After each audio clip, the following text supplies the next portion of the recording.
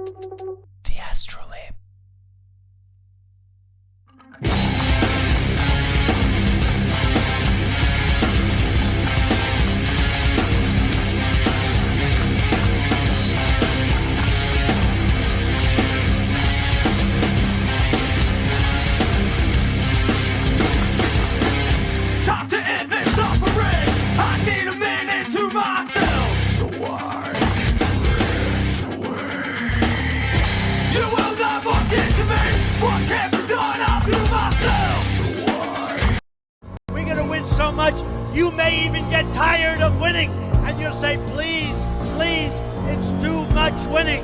We can't take it anymore. Mr. President, it's too much. And I'll say, no, it isn't. We have to keep winning. We have to win more. We're going to win more. Hottest fucking thing a guy can do is make a little noise. Okay, let out a little.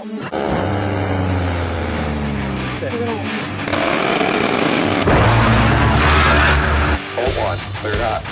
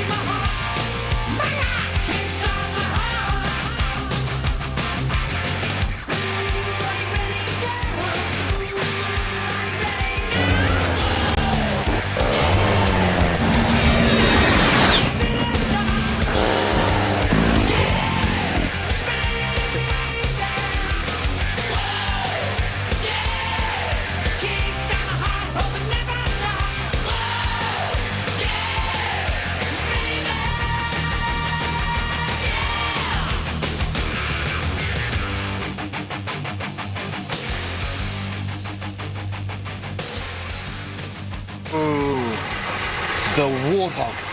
I love him. What's going on, everyone? So I've got bad news. The soundboard is out of commission. I have no idea what's wrong with it. I was sitting here. The source was lit up. It's grayed out right now, but the source was lit up when I was doing the pre-show, getting everything ready to go. But as soon as the stream started, it went away. Then the app started acting up, and I just had to kill it. And I was sitting there scrambling before the intro, trying to see if I could reset the input, and it won't work. So I'm gonna have to work on it. So we are without soundboard. I'm hoping that I get the soundboard fixed before Friday. Because imagine the Friday intro with no soundboard. Oh, well. Welcome, anyways, to those of you who are watching here, the Astrolabe Tuesday night. Shout out to Wigatine Maxer, who sent a hell yeah. Sent some kicks over. Thank you for the kicks, my friend. You can watch the show streaming live on Kick. just go to kick.com/kingpilled. That is where you can join the live chat with all the other Labians. And then I'm also streaming on Rumble. You can look up King Pilled on Rumble. I'm trying to get the platform grown over there. And then X as well. Shout out to all of my X listeners, my X watchers. Didn't realize there was so many of you, but I've started looking at their analytics over there, and they're getting close. They're like X is starting to improve the thing for streaming. It's getting there. It still needs some other things to really be ideal, but for now it's getting there. Let's see here. So soundboard is down. No, that does not. The soundboard and the tip sounds are not connected at all. So Mr. Sue, thank you for trying to slip that 1488 in at the end of the stream last time. Unfortunately, you sent it via Cash App. You sent it directly to Cash App, and you didn't go through Ko-fi. So for that reason, it doesn't actually play the alert and the sound and everything. I don't have any way of connecting Cash App directly to it. So I don't have any way of playing the tip. I appreciate you. Thank you for sending it. I've also, you guys are a comedy of errors here tonight, and it's wonderful because Dave, the gayest man in the world, he sent this. Oh, yeah. Tried to tip 14.88, but on my phone I couldn't make it work. So he sent 15. So I made an extra 12 cents out of the deal. I'm not complaining too much, but a $15 tip will not trigger the 1488 alert. Alas, unfortunately, Mr. Sue, no, I cannot play it. How many times do I have to explain this, Mr. Sue? I cannot play. I don't have a way of playing it. It's literally not possible for me to play it. I have no way of triggering it. The only way it can be triggered is if somebody sends a $14.88 tip through the link tips.kingpilled.com. You have to do it for my wife. My wife is dying. Mrs. Kingpilled is going to perish. There will be no more Mrs. Kingpilled. Yes!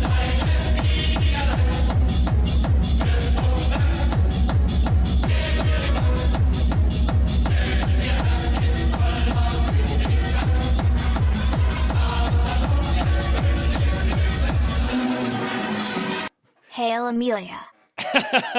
Slosher, you absolute patriot. Look at you boys. You guys got outdone by a Canadian. He beat you to it. That also means I know that I just got Jude on that exchange rate because he just gave me a $14.88 tip Canadian. Look at my European American. I made that one nice and long. That's what she said. That's what he said to her. He donated it in USD. Look at this fucking European American. Look at this boy. Our boy Slosher. What a man. What a man. Tipping in US dollars. You, sir, are you are granted honorary citizenship. I just decided that. I know my president will have my back. Let me see if there was anything else that came through that I missed. Oh, come on. Fucking hate it when websites sign me out. Don't sign me out. I don't want to be. Let's see here. Augustine. He did send one as well. And yours, why did yours not go through? Augustine. I don't know why it did not.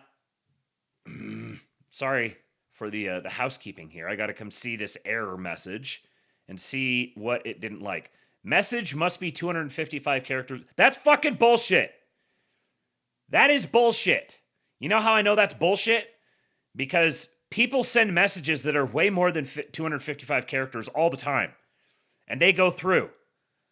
All right, this is another thing I'm going to have to go drill down and try to solve. Try to figure that out. But thank you, Augustine. I appreciate you for giving her a try. He said, good old copy and paste. Will Bill Clinton be arrested by the end of the month? Something witty and funny.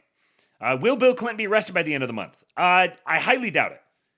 I'm very happy to be proven wrong on this one. I highly doubt that Bill Clinton will be arrested by the end of this month. However, I think the idea that Bill Clinton could be arrested by the end of this month is significant in itself. And I think that idea is definitely going to start dawning upon people. I actually have some stuff kind of related to that we'll get to here a little bit later. I have taken mercy on Augustine. I feel kind of bad, honestly. I feel kind of bad that it didn't go through and it didn't work. So, you know what I'm going to do? I'm just going to play Slosher's Alert again. So this is for Augustine.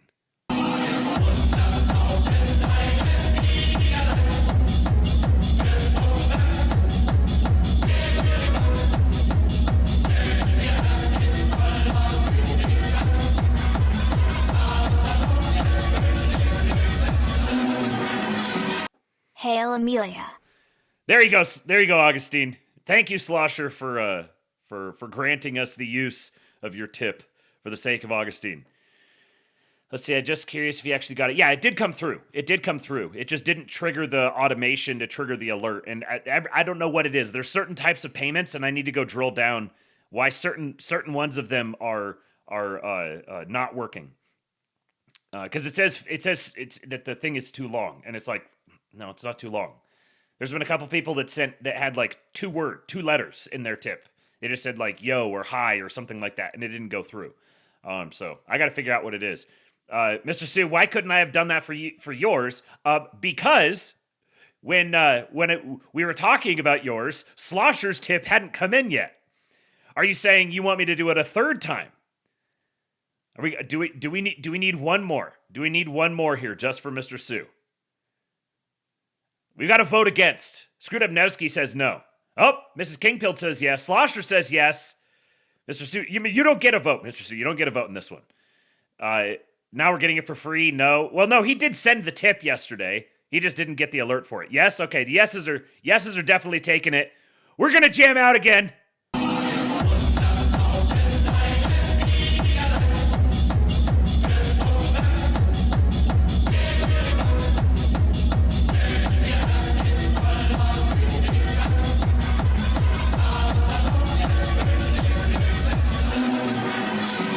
Hail Amelia. You know, the fact that the Trump dancing there, the little Trump gif there of him dancing, the fact that it's almost perfectly in time with it is pure coincidence. That just happens to be the animation of the gif that I have, and when I plugged it in there to see if it would work, it was almost perfect. I was like, oh, it was meant to be. I don't know why it took me this long to do a 1488 tip with that, but you know what? There we go. There we go. So if you want it to play again, anytime you want to hear it, anytime you want to hear Erica, Techno Erica, all you got to do is you got to send me $14.88. I'm now going to go remove the clip from everywhere else on the internet. So only I own it. All right, speaking of jamming out here, I got a little fun here for us right at the beginning. Oh, don't give me this fucking shit. Let me zoom it in.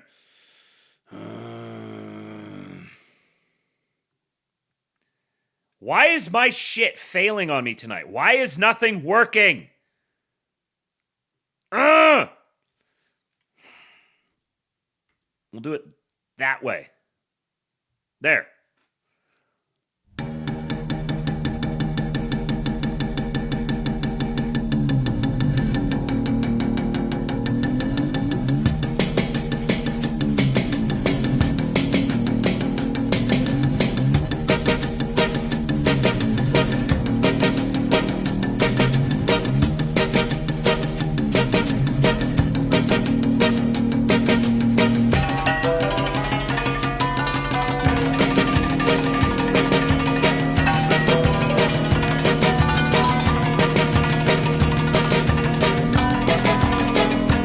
This is where you need the theater kids to be. Don't get the theater kids into politics. Leave them here.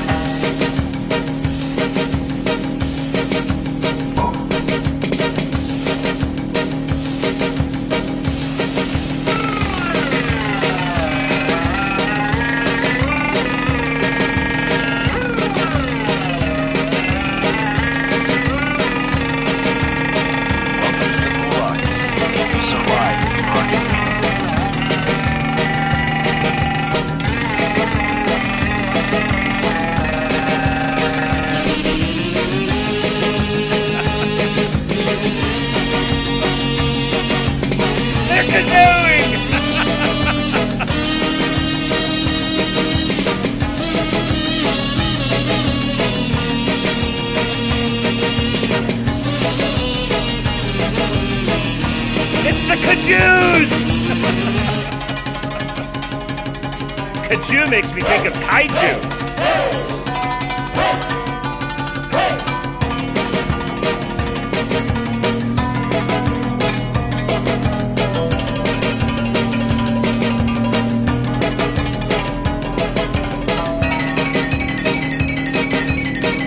Yes, this is all one take.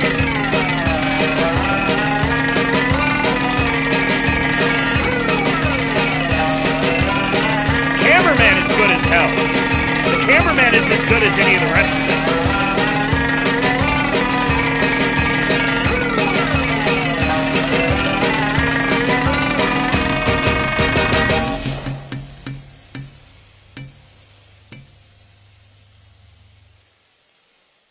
Just an all-time banger.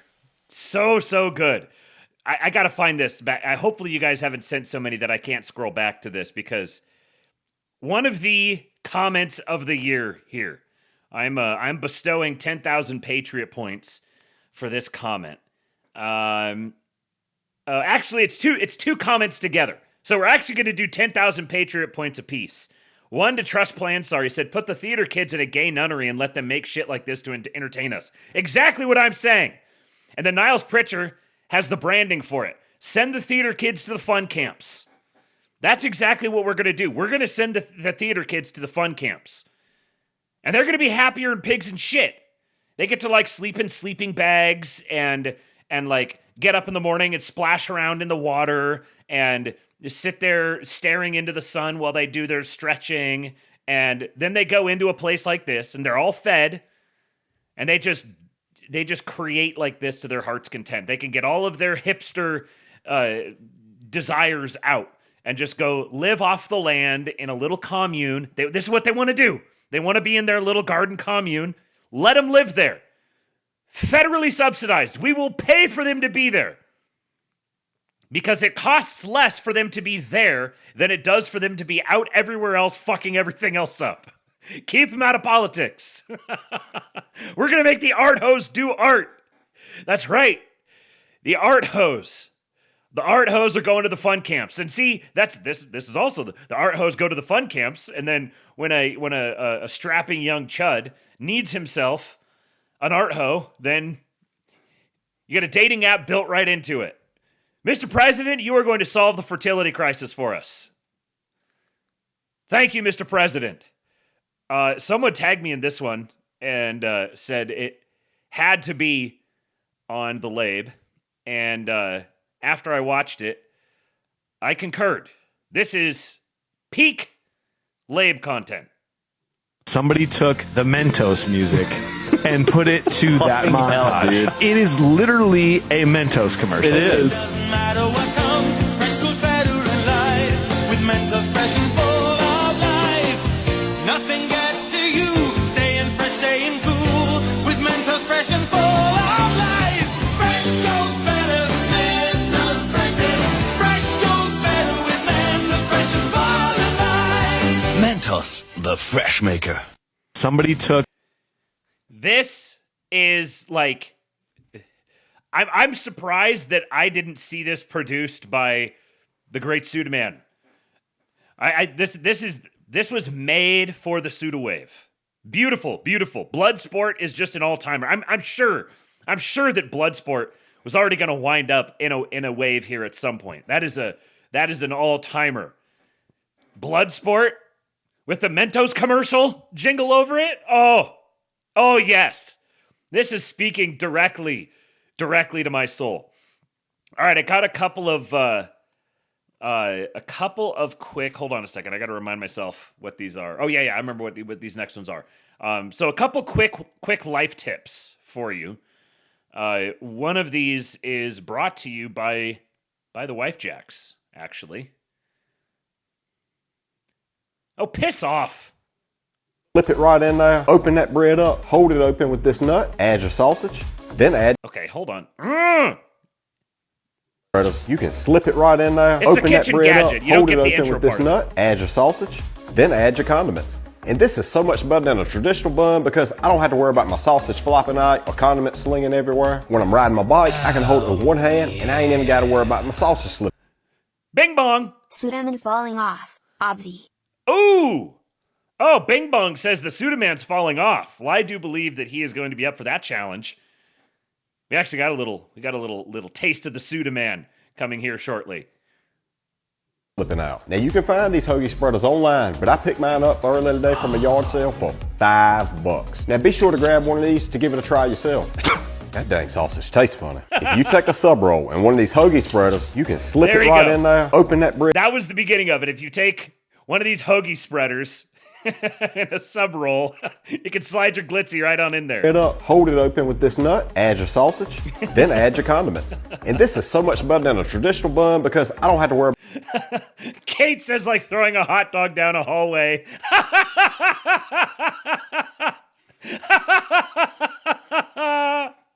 Oh man.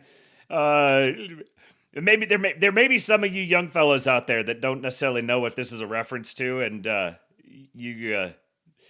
don't know. Go figure it out. You got the internet at your disposal. You can figure it out. Another life tip for you guys here.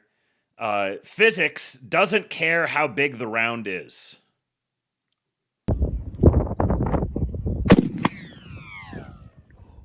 Jesus fucking Christ. What the fuck did she hit? Did you guys hear it? Did that come? Does the audio come through well on the screen share there? Did you hear what happened? The first time I watched this, I just scrolled past and I saw a video and I didn't open it to listen to it, and I was like, what? I don't get this. Why is everyone talking about it? I'll play it one more time.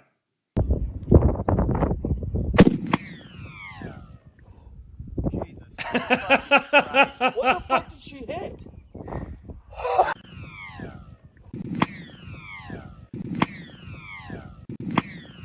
That's a whole bunch of nope right there. That is not a sound that I want to hear. Mr. Sue says, I don't know what that is. That is the sound of a ricochet.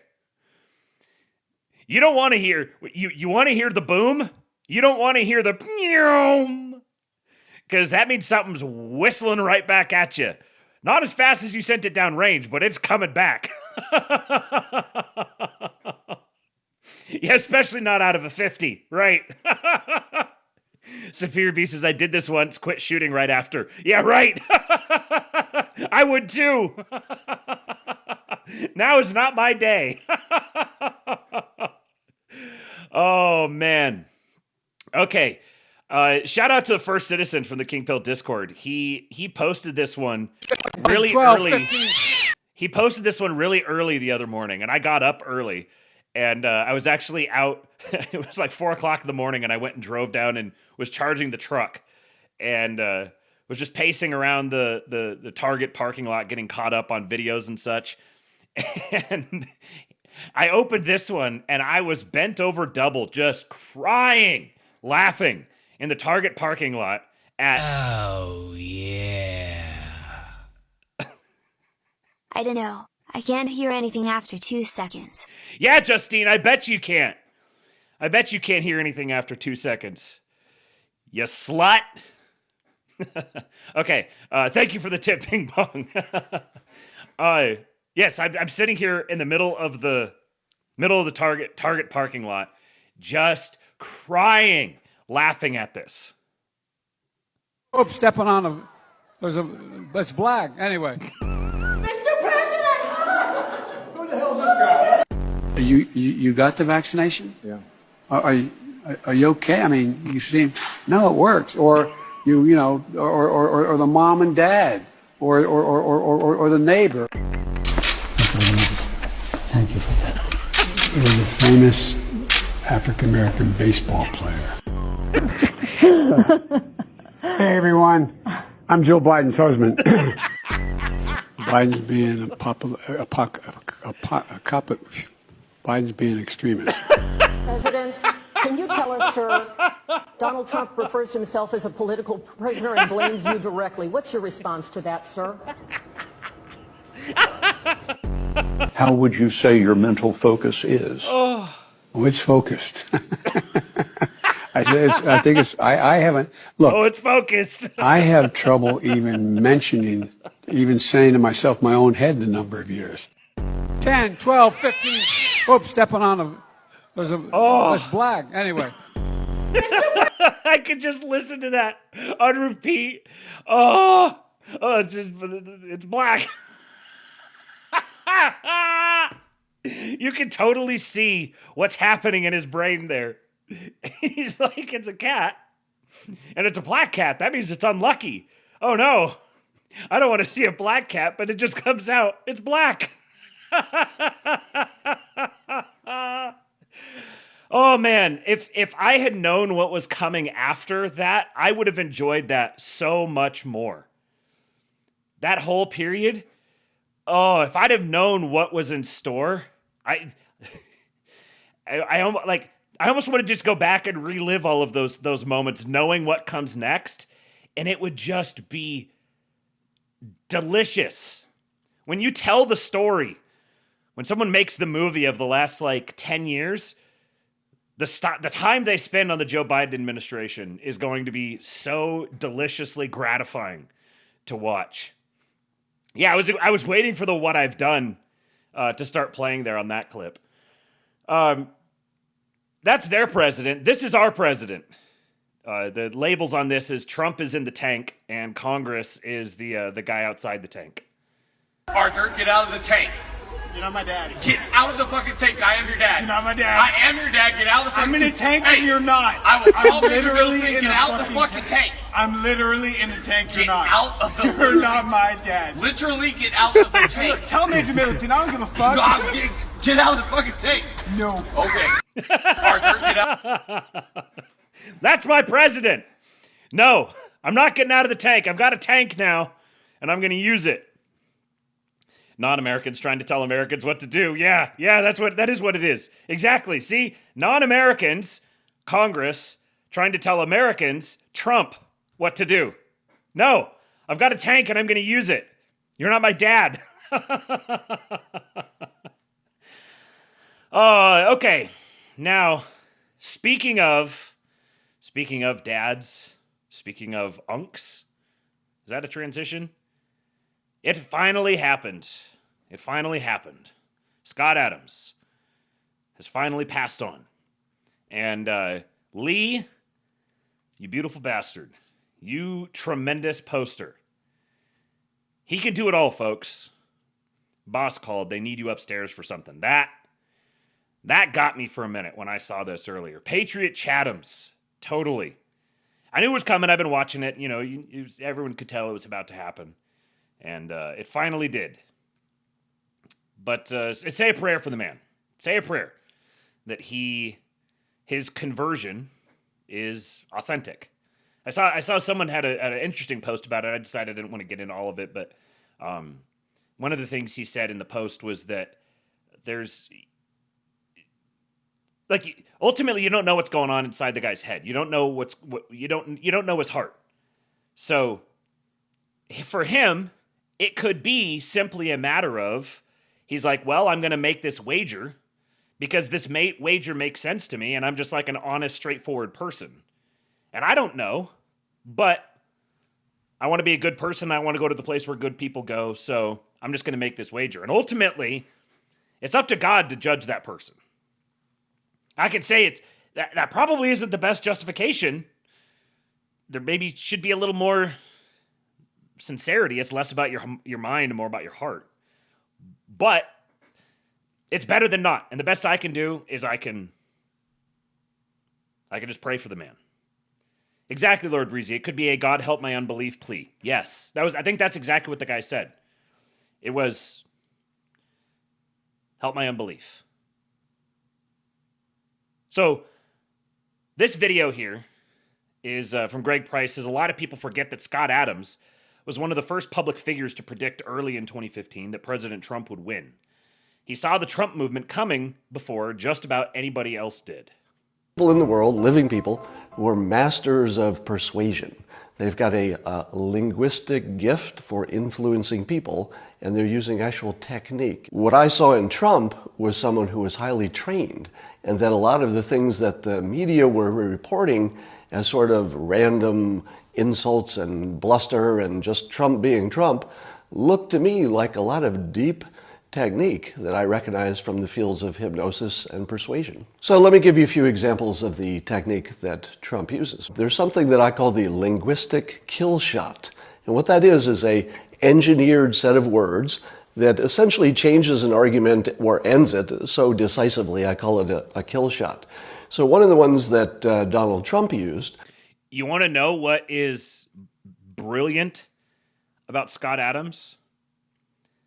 Linguistic kill shot is itself a linguistic kill shot. So he's demonstrating the point that he's making. Welcome to the Gulag. By if making you survive, you earn your freedom. Thank you, Jay Sizzle, resubscribing over on Kick. Also, thank you to Creek Dweller, and there was a few others here. Sculptor Sam, Samoa Bob. Thank you guys for your resubscriptions over on Kick. So he's explaining what a linguistic kill shot is, and he has given it a term, linguistic kill shot, that itself serves the purpose of linguistic kill shot. Because once somebody has explained to you what a linguistic kill shot is, when they use that term for it, if they just kind of explained it to you, you'd be sort of like, oh yeah, I sort of kind of get that. But when you say linguistic kill shot, that's going to stay there forever. That's going to do exactly what he's talking about here.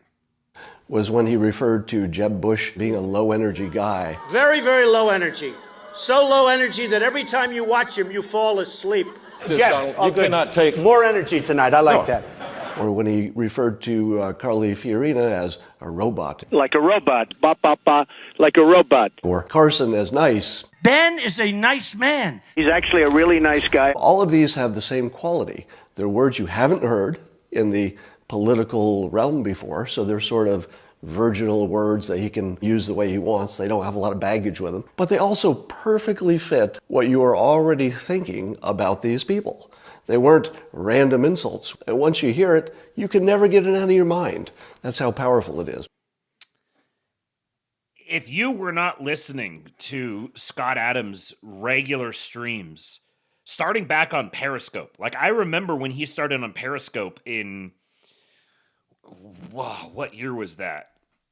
When did Scott Adams start his Periscope streams? I feel like it had to have been 2016. Let's see. Began his Periscope streams around 2015, developing them into a daily video presentation while writing about Donald Trump's persuasion techniques. Yes. I started watching them back then. Like, I think I was watching Scott Adams before Amy and I met. And he was incredibly formative to the way that I saw the world between like 2015 and 2018. When he started doing the simultaneous sip, I knew exactly what he was doing. I watched him develop the simultaneous sip routine in real time. Those of you who've listened to him for the last few years, he says the exact same thing over and over and over and over and over again. It's always repeated word for word. But he developed that from the ground up. It started with him just talking about it. Oh, yeah. Bing bong. Best segue to an obituary ever. I am sad we'll never get a Scott Adams show guest spot with Matt from King Pill. Valhalla has another hell hit. Linguistic kill shot. We called that daggering. Just right in the butt. It does stay there forever. Yes. Valhalla has another word I don't know, but I feel like I should. I feel like it's a shame to me that I don't know what that word was. Yeah, I watched him develop the simultaneous sip routine, building up from the ground, from the start. At first, it was just he had coffee, and I like to drink coffee, and then he started going through the routine and building it and developing it and adding more and more terms to it. And then he got it to the point where it was something he recited word for word every single time. And it was a very obvious form of conditioning. It was an intentional ritual done for the sake of being a ritual that automatically... He was hypnotizing people. you knew he was hypnotizing you, and he was doing it anyways because he's like, I'm bringing you into my frame now. When you participate in this with me, even just listening to it, if you do it once, you're done. But even just listening to it, you're like, okay, it's like a trigger, like a Pavlovian trigger that you're now ready to consume coffee with Scott Adams. So yeah, just a brilliant, brilliant man with a unique gift for communication and persuasion, and an incredibly honest and courageous, bold person. He cost himself probably hundreds of millions of dollars by being early to the Trump boat and being so outspoken about it. And yeah, he kind of cold out around COVID-19, but, I think he was scared. And, not everyone's perfect. I kind of stopped listening to him throughout that. Like, I listened to him up through the 2020 election and thereafter. And that was another thing is he was always very upfront. He wasn't quite like Charles Haywood with calling it like the electoral justice protest. But he was always very upfront about being like outspoken in defense of the January 6ers. I remember when he said that if Trump loses this election, Republicans will be hunted. He said that before, like in 2020. He said if Republicans lose this next election, or if Trump loses this next election, Republicans will be hunted. And everyone was like, what are you talking about, old man? You have completely jumped the shark. And what do you know? Republicans were hunted for sport.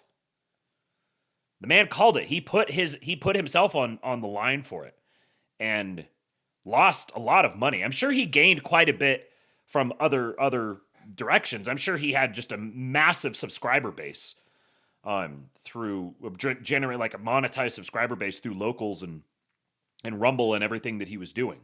So I don't think he was hurting for money, but he had to have either extraordinary confidence in his own abilities or just a nose for doing what's right, following the truth. And he did it and turned himself into a hermit for basically the rest of his life. Lost lots of friends and social put himself at legal risk, lost major business deals and everything. He was a patriot. One of the greatest. Here's the clip. Here's our wave. Got a wave here for you guys. This is week 52 under pressure wave. And it starts off with a clip. I got a little quick preview. Starts off with a clip, and this is Scott talking about his end of life thoughts. Whenever I talk about the simulation, and especially when I talk about my own impending death, many of my Christian friends and Christian followers say to me, Scott, you still have time. You should convert to Christianity. And I usually just let that sit because that's not an argument I want to have. I've not been a believer. But I also have respect for any Christian who goes out of their way to try to convert me. Because how would I believe you believe your own religion if you're not trying to convert me? So I have great respect for people who care enough that they want me to convert and then go out of their way to try to convince me. So you're going to hear for the first time today that it is my plan to convert. So I still have time, but my understanding is you're never too late. And on top of that, any skepticism I have about reality would certainly be instantly answered if I wake up in heaven. I do believe that the dominant Christian theory is that I would wake up in heaven if I have a good life. Yeah, I don't necessarily have to, state something in advance. And so, to my Christian friends, yes, it's coming. So you don't need to talk me into it. I am now convinced that the risk-reward is completely smart. If it turns out that there's nothing there, I've lost nothing. but I've respected your wishes, and I like doing that. If it turns out there is something there, and the Christian model is the closest to it, I win. So with your permission, I promise you that I will convert. All right, at long last, the user interface for reality. Some of these things you're going to say, hey, I've heard about those.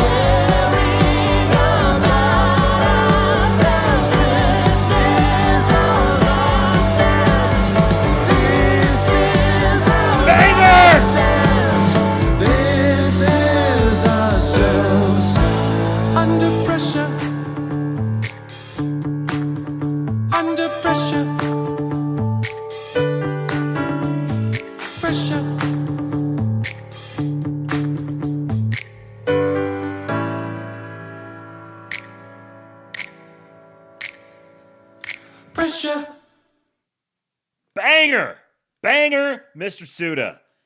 Brilliant. Ice baby indeed. The link to this was this is tweeted by Agitprop Master on Twitter, and it will be in the King Pilled Substack after the episode. Excuse me. I was watching you guys talking about the women. You join ICE to find a woman, join ICE to find a wife, and I was actually thinking about this earlier today. That's sort of the fact that you've got women that are there's like a literary genre now trending toward like women fantasizing about getting beat up by ICE agents. This actually bodes extremely well for the prospects of continuing continuing mass deportations. Because, like, there's a reason that women love the military. There's a reason why women write letters to murderers in prison. Women like violence. Women like to see strong men executing violence. They just can't help it. Now, generally, they like to see strong men justly executing violence upon those who deserve it. That can be disordered into liking unjust meetings out of violence. But yeah, Gaston did nothing wrong. Yeah, we're Gastonian nationalists here. Having the women get horny for ICE agents is going to create a virtuous cycle here. Because the women are going to be horny for the ICE agents. Guys are going to realize that's the case, and then they're going to want to be ICE agents. So ICE prestige within the culture is going to gain steam. It's going to become desirable and fashionable to be an ICE agent, which is going to draw more men into being ICE agents. See, our big concern here now is not that ICE is going to get shut down.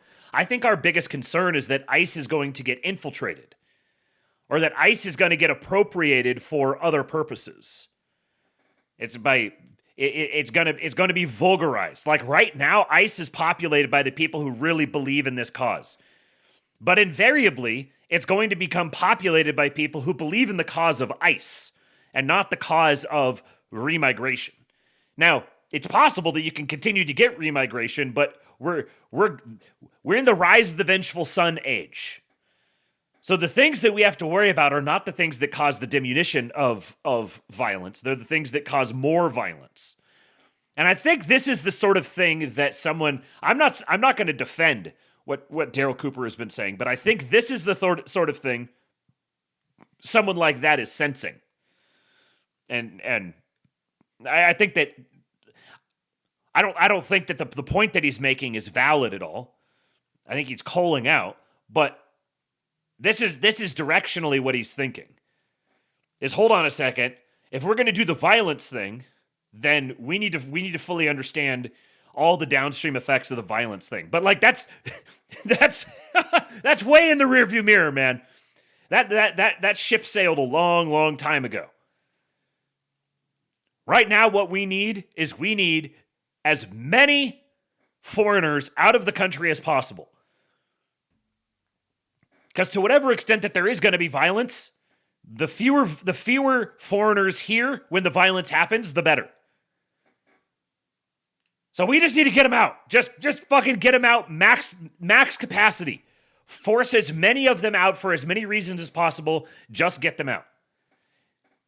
And then when the violence breaks out, we can have it out. American on American violence. So here's another example of some of this doomer bait.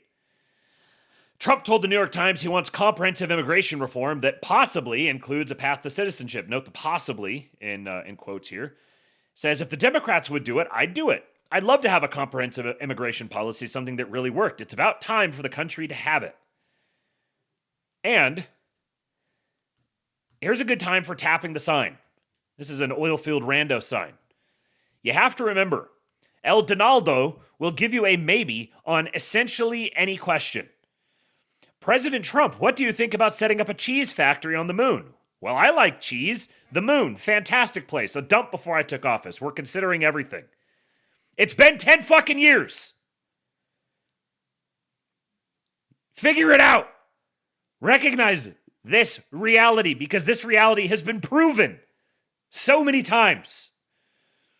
Yes, Slutty Milk, when will we learn that Trump says generic pro-immigrant shit and then shuts off immigration? And also, we're going to buy the moon and build a Trump hotel on it. Exactly. Get on board with the Trump hotel on the moon and shut the fuck up. Look at this. Talking about ICE. Look at this patriot. Even Border, or even ICE, the ICE account, is calling the man a patriot. Listen to him. I don't care what they told you. If you guys get in my way, I will arrest you. Sir, we're just observing. Please calm down. You can observe all you want. I am observing. Do you stay see back. me in the way? I am Beth. You had anger issues as a kid, didn't you? Were your parents present? You should be ashamed of yourself, man. He is. I love my job. Thank you. You love your job? I can't believe I get paid for this. Really? I do this for free. Really, I get $200K. I'm a physician assistant. How long did you go to... Bing bong! Bing bong. Directionally correcting leases incorporated. Gotta keep as many foreigners here when the violence breaks out so you have the chance to bing bong. Boogaloo boys. ICE has been infiltrated already. We're all doomed. Luckily, that includes our enemies. Yeah. See, I can get on board with this sort of thing.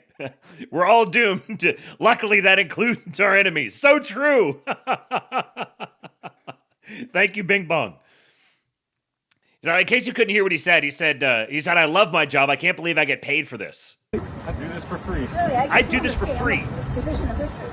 And then this chick's like, oh really? I'm a physician assistant and I get paid $200K a year. How long did you go to school for that? Over 7 years. I went to high school and I make $200K. People regard me as someone valuable in society. What about he baited her so beautifully. He's like, how long did you go for school? How long did you go to school for that? And she's like, oh yeah, like I was there for 7 years. I got 7 years in school. I was there for 7 years. I accumulated debt for 7 years. She's so eager to tell him how long she was in school. And he's like, bitch, that's a demerit. You spent 7 years in college. You wasted 7 years of your life in college. I went to high school and I make the same amount you do. How long did you go to school for that? Over 7 years. I went to high school and I make $200K. People regard me as someone valuable in society. What about you? Does yours says prestige? No, no. Come out and report if you can. Our guys are masturbators. Brilliant. Brilliant baiting by our great masturbator here. And it's great to see, there's a whole bunch of different pieces of evidence for this, but I'll just say generally speaking, it's very good to see that the federal government is proactively, the Trump administration. Yeah. Bing bong! Bing bong, you can hear when her panties dropped. She absolutely loved that. Yeah. That's what's just going to keep happening. The women are going to keep going there and getting...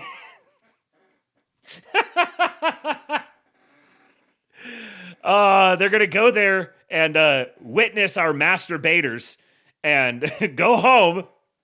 And all they're going to be able to do is just think about those strong ICE agents, those strong, burly ICE agents they saw manhandling people out in the streets. And they're going to secretly want more ICE agents. But it's really good to see the Trump administration that is proactively, vocally supporting ICE in all of this. Because you knew that the ICE agents are really going to start coming under a lot of pressure.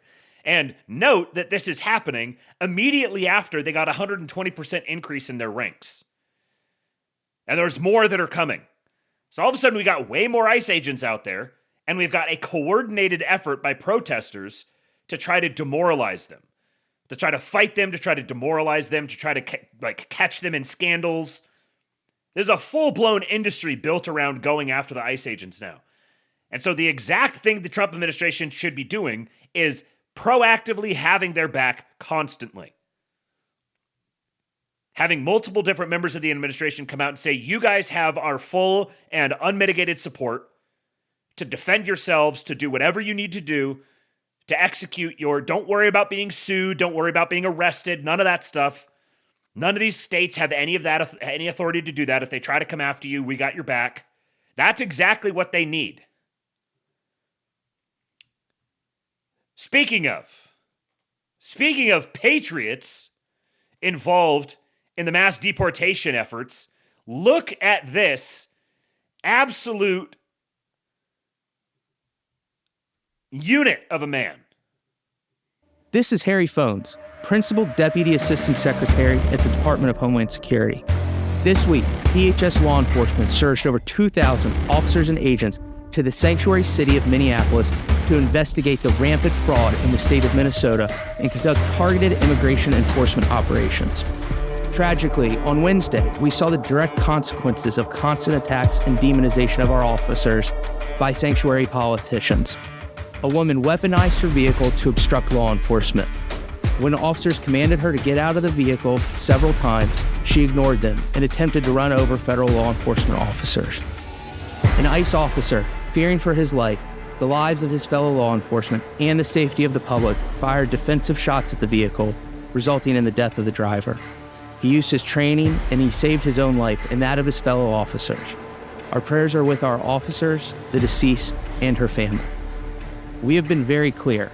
We stand with our law enforcement as they work tirelessly to make communities across the nation safer. DHS urges local law enforcement and the public to cooperate with ICE as they remove pedophiles, murderers, rapists, drug traffickers, and violent criminals from American communities. ICE experienced more malicious treatment in Minneapolis after a Hilton hotel canceled the reservation of federal law enforcement. Hilton has taken every time I think about Iowa, I visualize someone who looks like this guy. Action, and that hotel is no longer a Hilton location.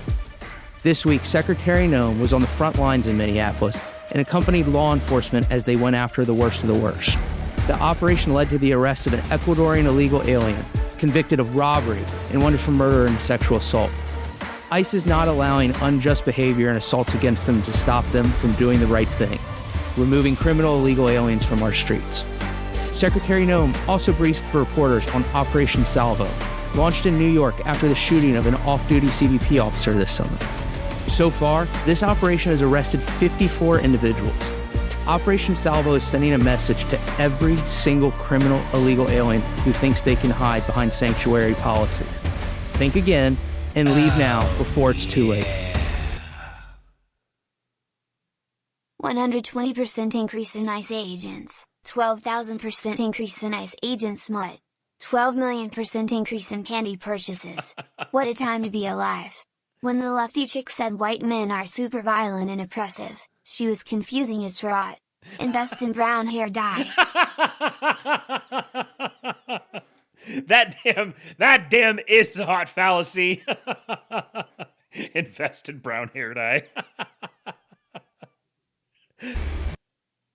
The Coast Guard conducted 2 impressive back-to-back boardings of tankers, one in the North Atlantic and one near the Caribbean. Both vessels were either last docked at or en route to Venezuela. Alongside our partners at the Departments of War, Justice, and State, DHS is putting the world's criminals on notice. You can run, but you can't hide. We're coming for you, criminals. This is the criminals. America First agenda in action. Finally, Secretary Noem was in Brownsville, Texas to announce CBP's installation of over 500 miles of river buoys in the Rio Grande. These barriers will make it harder for illegal aliens, drug smugglers, and human traffickers to cross the river and other waterways. They'll create a safer environment for agents on patrol and will prevent more deaths from illegal aliens trying to cross the river. The Trump administration is using every tool in our arsenal to defend our border and protect Americans.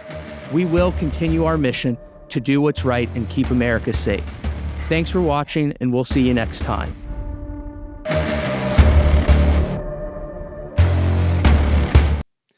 Hey, I grew up on cops, so I can dig this sort of content. Nathan Halberstadt said, clear enforcer archetype build. In childhood, this type would be the first-round pick in school dodgeball, plus able to recall all 35 phyla in the animal kingdom without ever studying. Oh, yeah. Bing bong! Bing bong, self-deporter, he'll eat you. America First course. Self-deporter, he'll eat you. What was his name? Harry Phones? Yeah, Harry Phones. You better self-deport or Harry Phones is going to come eat you. When he grows up, he enforces something patriotically. His son will do the same, like his father and grandfather before him. America was built by generations of Mr. Phones types. Mr. Phones. I knew this guy. I knew this guy growing up. First round pick in school dodgeball and also able to recall all 35 phyla in the animal kingdom without ever studying.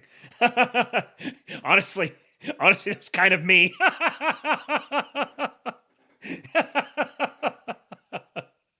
Shout out being homeschooled. Look at this. Here's a couple of... I showed you what it looks like when you see an American man, and now I'm going to show you what it looks like when you see a European man. You're basically asking, can our cops arrest them? Yeah. From a legal perspective, yes. From a practical perspective, to state the reality, yeah, it does get kind of hard when they drastically outnumber us and they have bigger guns than we do. You don't say! Wait a second, you mean that you can't arrest ICE agents when they drastically outnumber you and they're better armed than you? How about you suck it, bitch? It does, and here's the thing, we don't want to create warfare in the street. We want to keep our communities safe. We're trying our very best to do that. That's right, you're going to bend the knee. Our police officers, ICE agents, civilians, nobody can act illegally. Nobody can. And so we're trying to find the best way to prevent these ICE agents from acting illegally while not causing a firestorm on the street. Am I saying it won't happen? No, I'm not saying it won't happen. What I'm saying is, like, you know, I am in charge of keeping the peace and directing our police officers, and I got to keep it. Imagine watching a conversation between these two faggots like 25 years ago. Both of these guys, wherever they were, because they're probably, 40? So imagine them at like 18, 16, 18, something like that. They're just... I knew these guys. I knew these guys in school. I know exactly what they were like. They were just fucking like degenerate poonhound male feminist types. That's exactly what they were. They were total fuck-offs. And now you've got some guy in the Obama orbit talking to the most raped mayor in the country. I just try to keep people safe. No, you're not keeping nobody safe. You're bending to the knee to power. That's what you're doing. Everybody's safe, and so I can't commit to anything. It's crazy that you're even there, right? I can't commit one way or another to deal with how our law enforcement officials should deal with rogue federal law enforcement. And it's like, these are the guys that are the don't tread on me guys.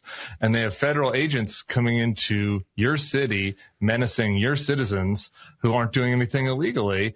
Okay, I guess maybe I should have introduced them first. This is Jacob Frey. He is the mayor of Minneapolis, and this is Tim Miller from The Bulwark. He was like a part of Obama's gaggle of queer podcast bros, and is lined up at a neocon outlet now. And you've got I have separation of powers discussions in the mayor's office. It's crazy. The bottom line is we are working on every strategy that is available to protect our residents, and where illegality is taking place, where people are being mistreated and hurt, our officers are going to be there to help the best they can to keep. Perfect timing. Bing bing. We all knew the Anglo-Celtoid man-at-arms phenotype. I give their opinions much weight. He could crush you by rolling over. The earth quakes beneath his feet. Male feminist ally energy is actively tanking my Fruit of the Loom investments. Cucks. I love when we get one of these that you could tell as Bing Bong here was typing out his message, you could tell what was happening on the stream that he's reacting to in real time with the message. Yes. See, we're going to send guys like Harry Phones and Tom Homan. Like, they're dealing with all the Browns right now. But as soon as they're done with the Browns, they're going to be going after these boys. These boys are going to get scooped up, and Harry Phones is going to roll over them like a steamroller. Keep people safe. Now, what that action looks like obviously depends on the situation. Again, the goal that they're trying to get to is they got to keep people safe. This is the guy who was gagging down Somali slop a couple of weeks ago, because he is completely owned for allowing and facilitating and probably being installed by a Somali organized crime ring in his city. And now he's got to come out and do this public humiliation ritual to cover for the fact that he's owned by he's owned by 68 IQ bulb heads. Anybody can get arrested. Anybody. That's right. Jacob raped. Anybody can get arrested. They outnumber us. Very revealing statement. Thank you, Mystery Grove. So true. African problems require African solutions. This is the shit I'm talking about. So, former TSA agent says she saw Somali men flying out of Minnesota with suitcases filled with cash. TSA agent says there were Somali men flying with suitcases filled with cash. $1 billion over 5 years. They also once had a suitcase filled with brand new passports. And they were always just waved through. Suitcases filled with millions of dollars of cash. And the couriers were always Somali men traveling in pairs. And they got through the checkpoint. And it just really absolutely blew my mind the first time you open a suitcase and you see millions of dollars of cash. And typically what would happen is a Leo or a law enforcement officer would come, check their credentials. I don't know what kind of questions they asked them, but their IDs were always documented, and probably their plane tickets as well. So there is a trail of that out there. And I would believe with all the cameras at the airport that if they started there, they could probably find each and every individual that brought money through the checkpoint. Obviously, this seems suspicious, if not alarming. If this is what... So I'm assuming this is true. This seems true to me. There's been other evidence that this is true. I'm taking this to be true. I'm sure what the pretext for this was like there was someone once upon a time that like flagged them. They're like, I called my supervisor down here. Like I've got a couple Somali dudes here. They're wearing like their big baggy dress things, and they've got suitcases full of cash. And the supervisor's like, hold on a second. And then he makes a phone call. And at some point, someone said, they're part of an active investigation. Leave them alone. We're following them. Let them go. Let them go through. We're tracking them. And so the TSA is like, okay, well, our new standard policy is here at this airport, when we see a bunch of Somali guys with cash, with suitcases full of cash come through, then we just wave them through. And then it just settles into just bureaucratic inertia. And now you've got yourself a fully funded organized crime fraud ring going, and there's nobody to pay any attention. There's nobody to like check in on it or care. And the longer that it goes on, the longer it's just going to keep going on.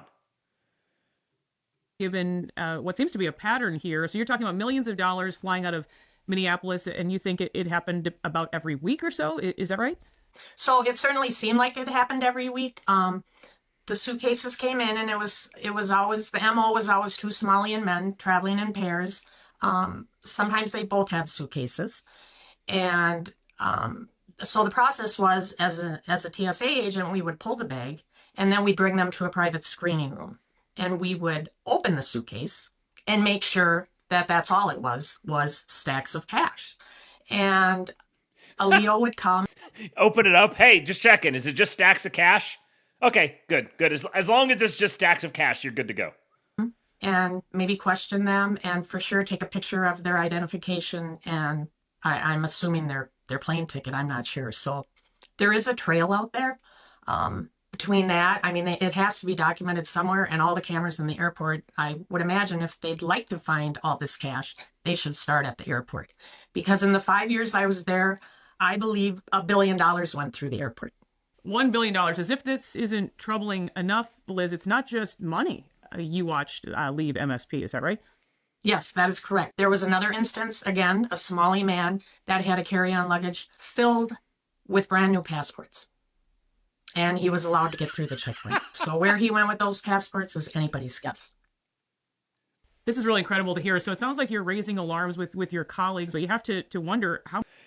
Isaac says, after a few times of this, I start stuffing some of the money in my pockets. You know, I was thinking the same thing, and the thought occurred to me, a TSA agent would have gotten in more trouble for stuffing some of that cash into their pockets than the people who were actively trafficking that cash through the airlines did. How many people knew about this? Where were they all back then? That is a good question. And I don't know how my colleagues felt about it. I've been out of TSA for quite a few years. So since all this fraud came out. Life support on Plugger says when Somalians walk through the x-ray machines, can you see their peanut braids? You know, it makes me wonder, like, is it, like, what's taking up the space in there? Is it just, like, are their skulls really, really thick? Like, how do you, there's got to be quite a bit of volume in there that's being, or is it just like is it kind of just like you got a cashew in there that's just clattering around or something?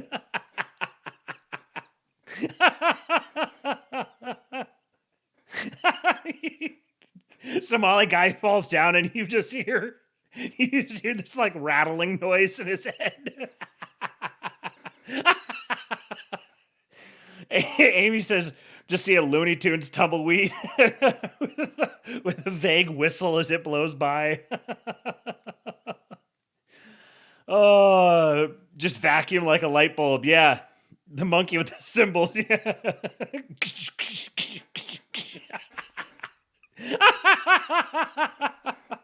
Playing the Hava Nagila. Oh, Agitprop Master said it's genius. Any Somali can use any other Somali's passport. That's so true. 200 megabytes of memory. That's where we're going to put the data centers. We're going to install the data centers inside Somali noggins. You know, the connection's been made. I didn't feel good about it then, and now it certainly all makes sense. Recently, the City Journal published an article stating... Jesus, guys. Lord Breezy, it's a tiny Somali in there sweating his ass off.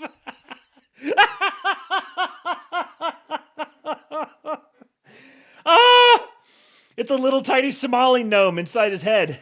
That, quote, federal counterterrorism sources confirm that millions of dollars in stolen funds have been sent back to Somalia. And in talking about Al-Shabaab, a terrorist group there, they reported that a confidential source said the largest funder of Al-Shabaab is the Minnesota taxpayer. Judging by what you saw for yourself during the time you were a TSA agent, do you think there's any truth to this? Absolutely. Knowing what I know now, absolutely. There's no question in my mind that that money went to Al-Shabaab.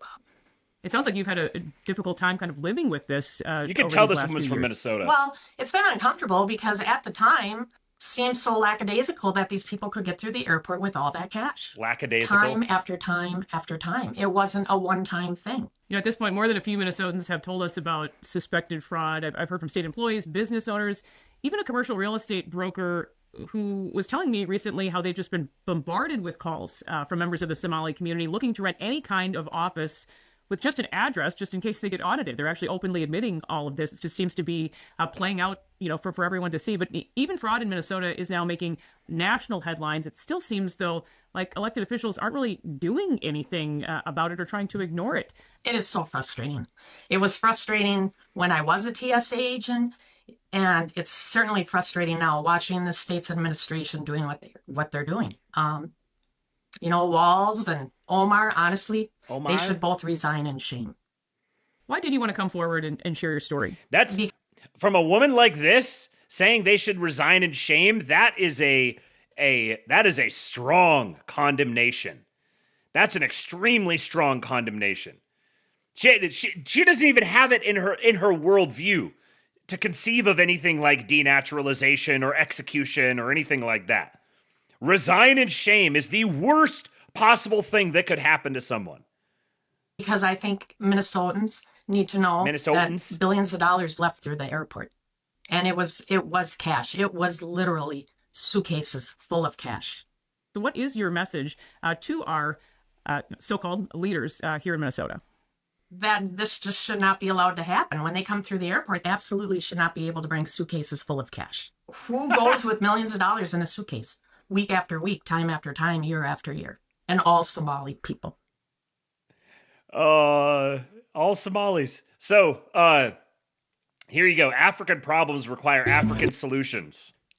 Working! Yes! Yes! Yes! Yes, it's working! Yes! Incredible things are happening, guys. Excuse me. Ladies. Do you know me? My name is Mr. Ile. I've been sent by your ancestors to cast a spell on you. Do you know the spell?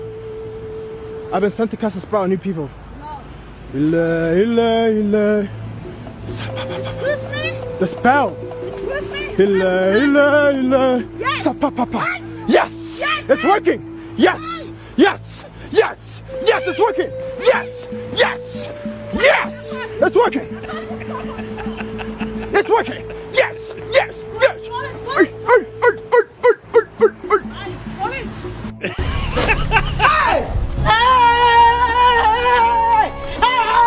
I don't know what happened to the video.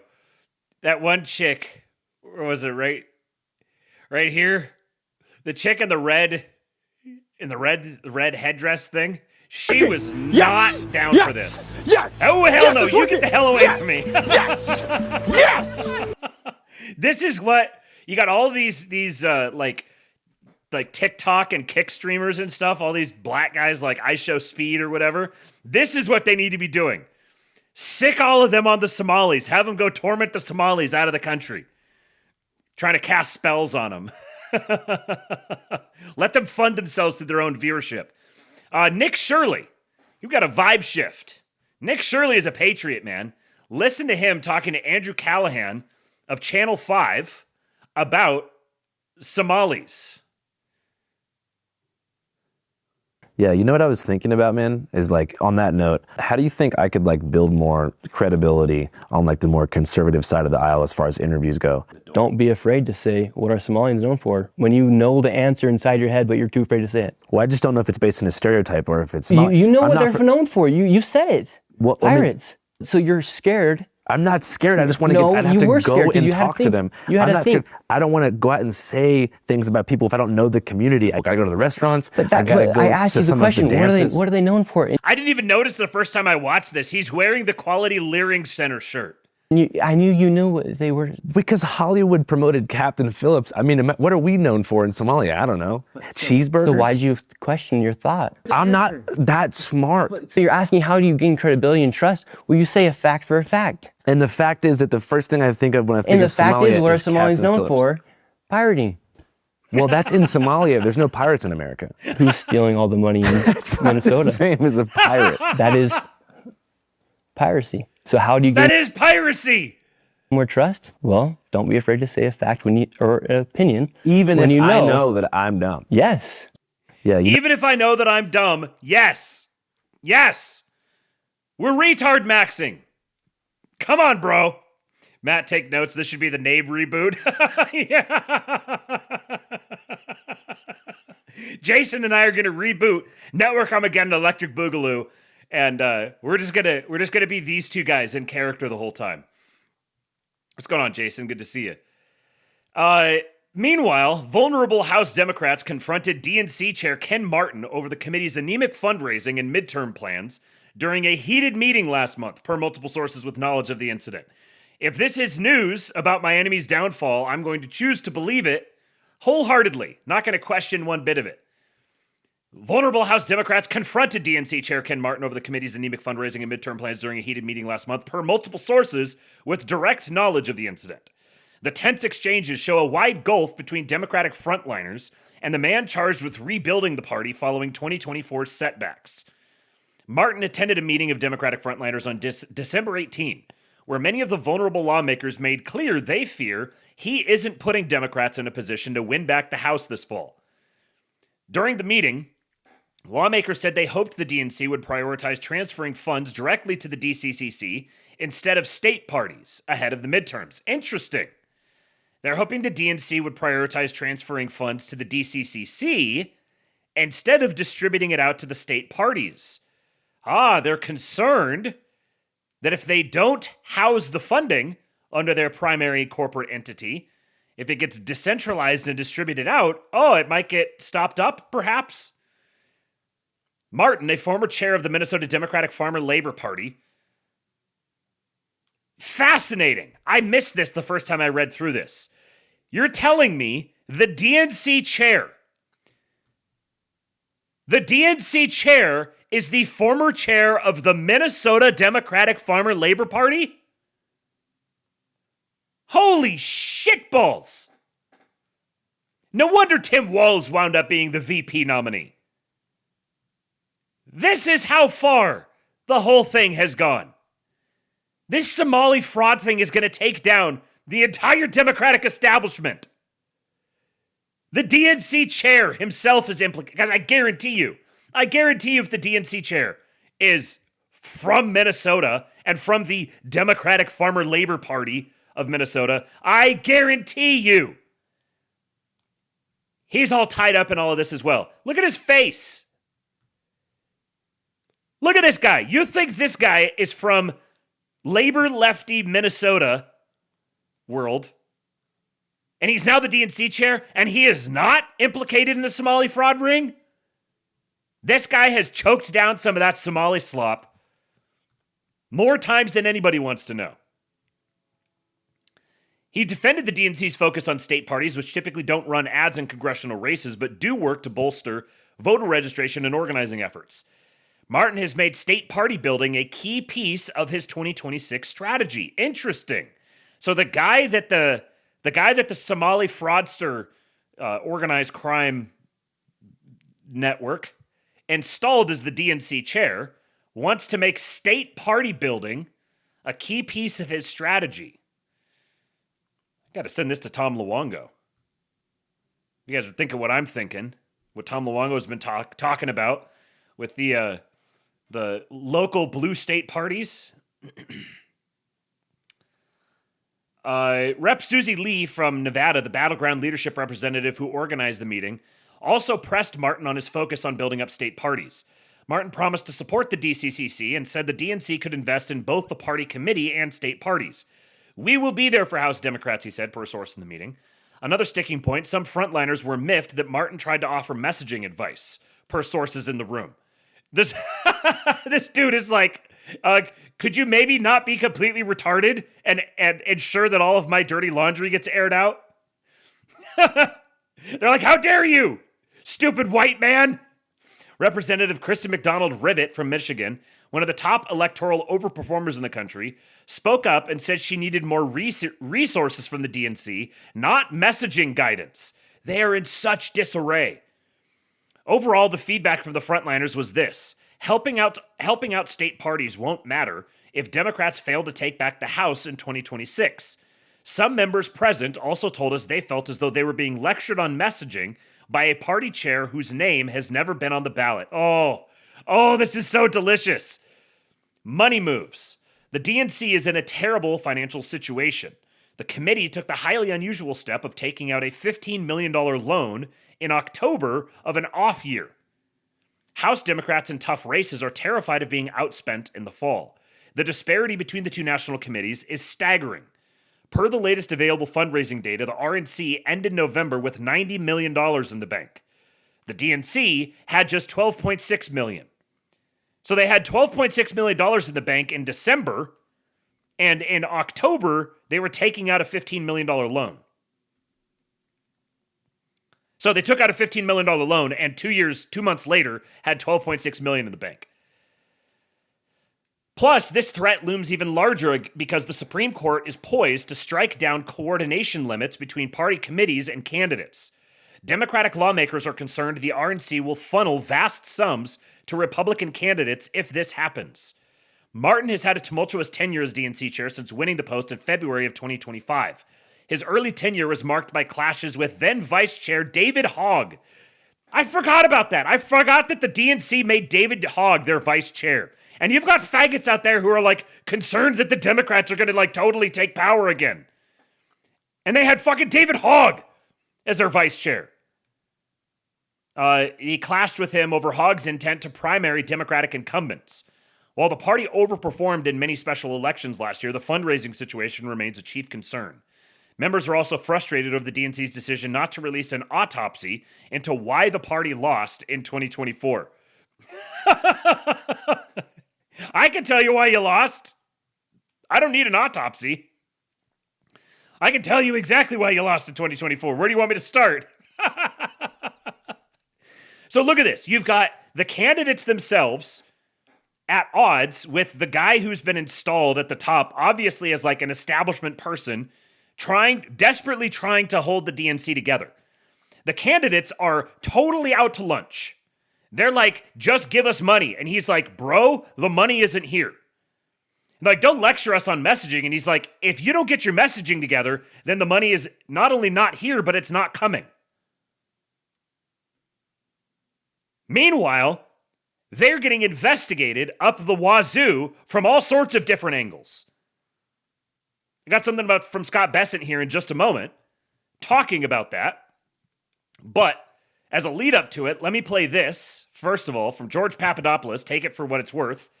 This is George Papadopoulos on War Room, and he said this. This is one of those true if big moments. FBI, the DOJ, the DNI, and the CIA are all looking at a 10-year-long government conspiracy case in which they're likely going to look at RICO charges, look at the Democrat Party and the left as some sort of criminal organization writ large, and people like Brennan, Obama, Comey, and the upper echelons of the Democrat Party are all now in the crosshairs of this grand jury that will be impaneled just today. So a new grand jury being impaneled. Then you've got Isaiah Carter here, who's sort of a mid-level influencer type, but he is a terrestrial radio show host, which often these guys do have some old connections with establishment, formal party organizations and stuff. And Chamath quote tweeted this and said, "To be sure, this has been an underreported story. The facts, disclosures, and especially the paper trail on this one is pretty nuts." Now, you won't believe what Chamath is referring to.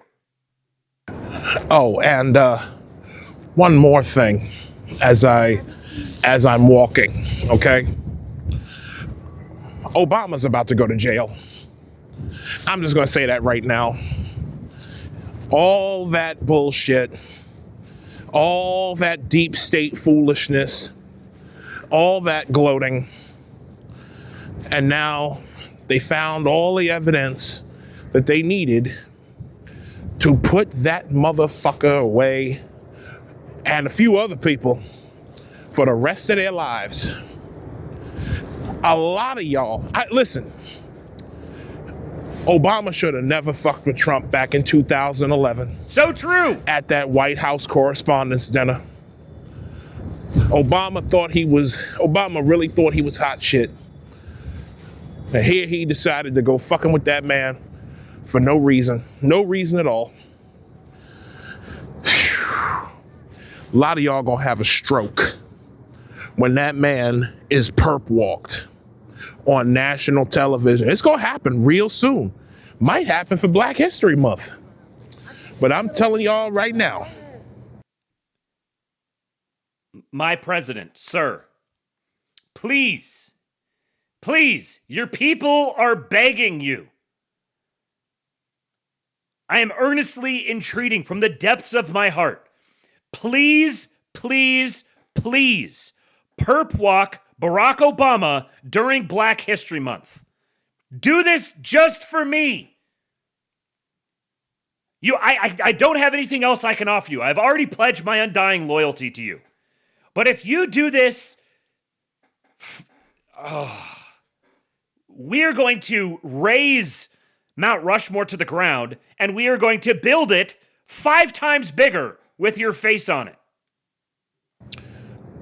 Barack Obama is going to jail.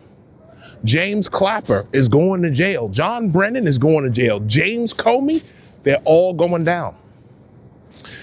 And y'all gonna be upset. Some of y'all are gonna crash the fuck out very, very soon. And I'm gonna be here for all of it. Look at my African American.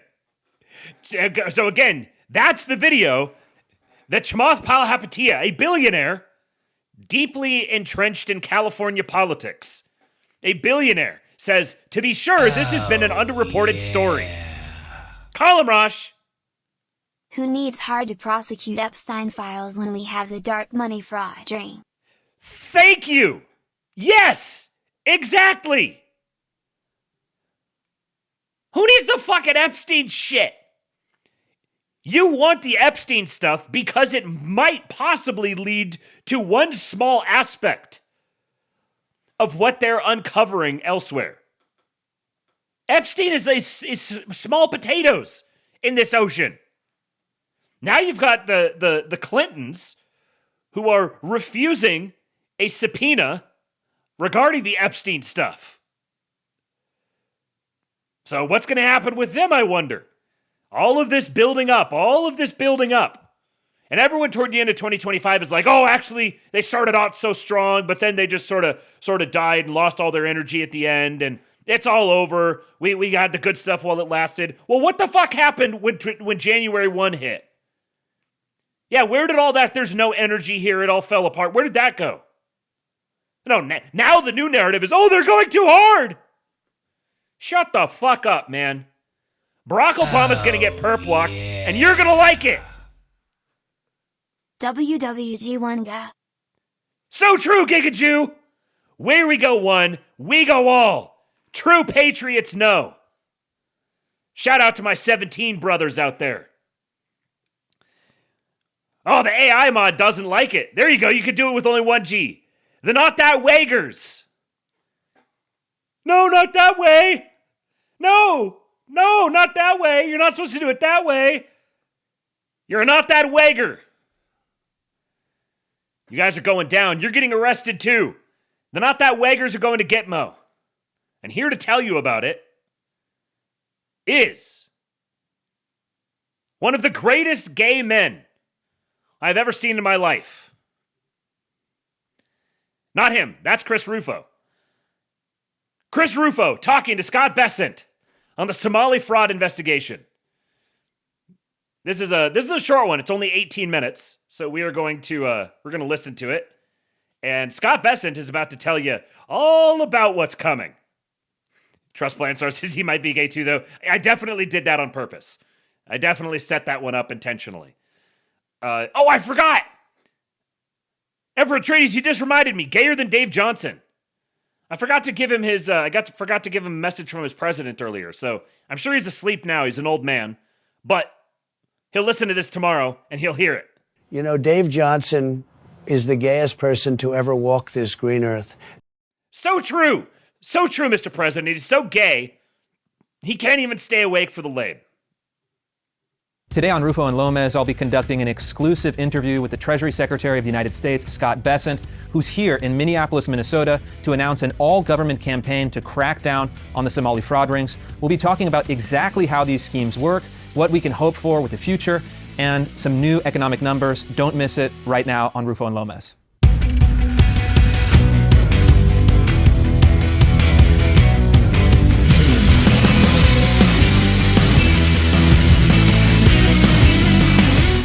Look, we're here in the land of 10,000 lakes, now known as the land of 10,000 frauds, and we just hosted 10,000 lakes and one cesspool. And one cesspool, okay, so there's hope for the lakes. But tell us a little, just to begin, tell us a little bit about what you've uncovered about Somali fraud and some of the new policies that you've announced to try to combat it.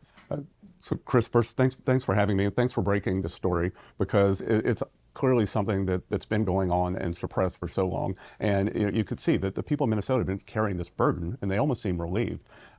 But what we found, two things, really three. One, this, as you reported, this waste, fraud, and abuse in the system, bigger than anyone thought, and we'll see where that goes. Two, the leakage, and how does this get out of the country? Either if you are on public assistance and you are sending money out of the country, one of two things must be true. You are getting too much assistance because you have excess funds to feed yourself, your family, food, clothing, or you've got stolen money and you're sending that out. But in either case, money needs to stay in the U.S. or your benefits need to be cut.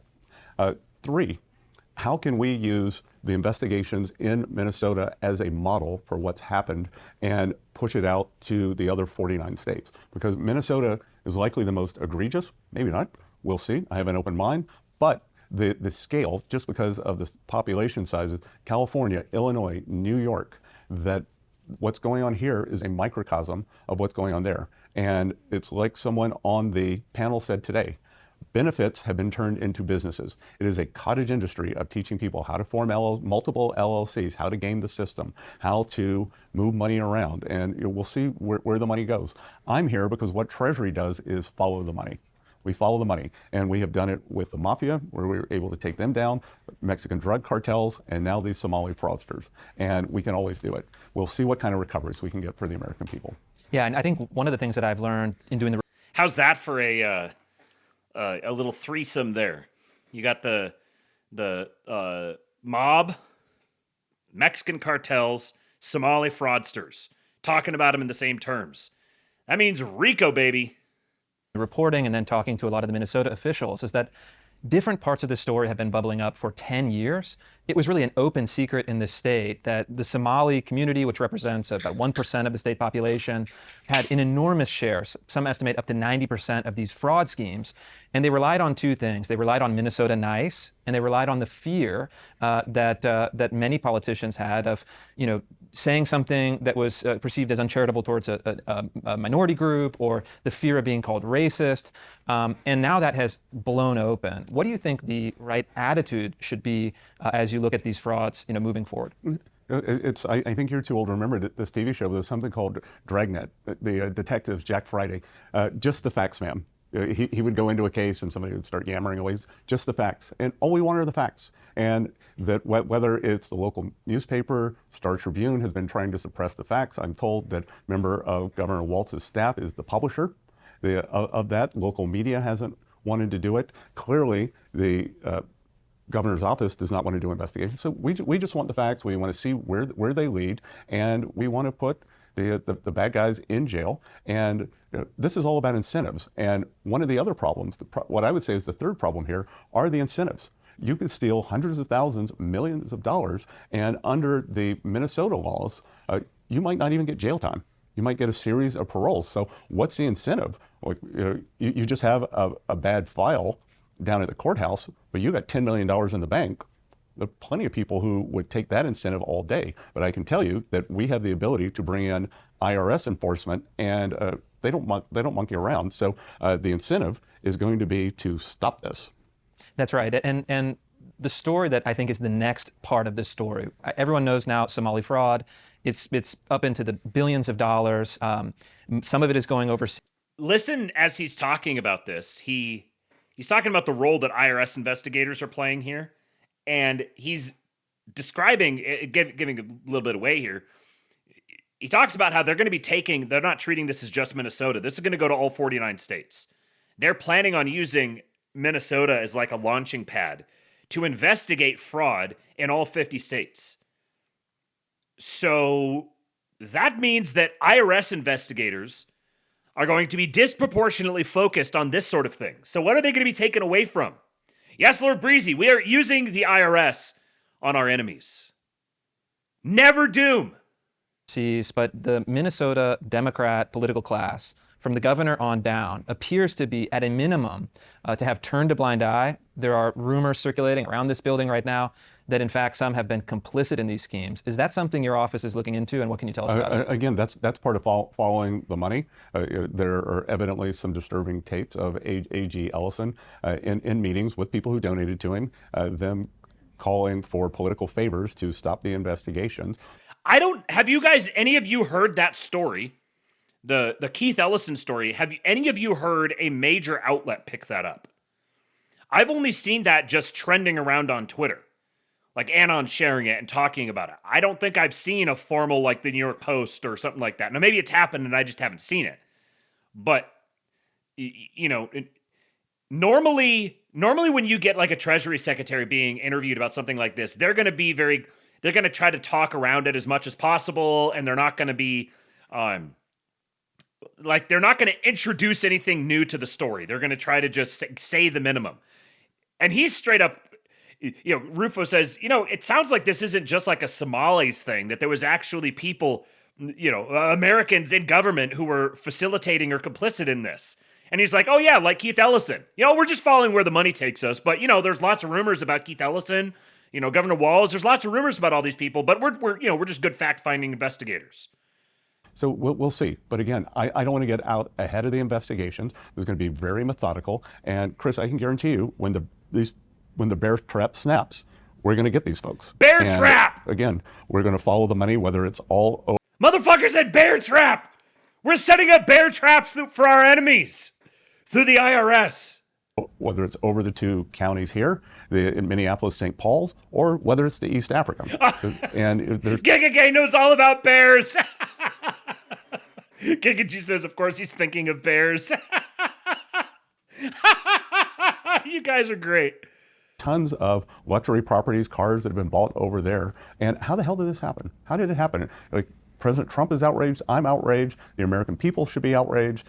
People of Minnesota, like I'm glad that they kind of got their mojo back because, again, the American people are the most generous people in the world. You just can't take advantage of us. When immigrants come here, you got to learn which side of the road to drive on, customs and laws to follow, and that you cannot steal from the U.S. government the way you did from your government. Yeah, and there's a sense of pressure here that's building, country. and it comes from the president, it comes from you. Of course, Governor Walz decided to step down from his reelection campaign, which was a total shock. I think that's directly attributable to the pressure you've put on him. But one curious detail, this interview was originally scheduled for the Minnesota State Capitol. Can you explain why that didn't come to pass and why we're here? For one reason, Chris, Tim Walz is a coward. He is a coward. He would not guarantee that the Treasury Secretary of the United States of America would have police protection in the Minnesota State Capitol. He is afraid of what is coming. And he's not going to be able to hide behind this curtain because we will get there. And I don't have to go in the Capitol. Nothing can stop what is coming. He is pissed. You get a genteel billionaire gay man, and you're going to deny him police protection? You have the fucking audacity to not guarantee him police protection as the Treasury Secretary? Oh, you done fucked up, Tim Walz. Building to investigate him. I would love for him to come to Treasury and answer some questions. I can guarantee you that he will be safe and sound. Then, depending on what we discover, I don't know about his future. And as I said earlier, that will be the only view of the Oval Office he ever gets. Because let's just think about the long arc of history. The suppression of this story is this guy got to within could have been one heartbeat away from being president of the United States. And when we don't have a functioning mainstream media and great independent journalists like you, citizen journalists who go out and do the investigative work because the people who are supposed to be doing it don't do it anymore. And I'd also like to add that the question of security is particularly important in this moment because right now, as we speak, there are protesters, demonstrators, rioters. Overnight, they tried to set up an autonomous zone in the streets of Minneapolis. And one thing I'd like to talk about with you that is related to this whole architecture of intimidation is that there are 501c3 nonprofit groups that are funded by left-wing dark money that are organizing or at least at arm's length encouraging criminal activities, criminal protests, criminal obstruction of federal officers, including ICE agents. Is the Treasury looking into this? Is this something that you have authority to crack down on? And what Rufo, can we expect? Yes, and yes. So these groups are engaging in this.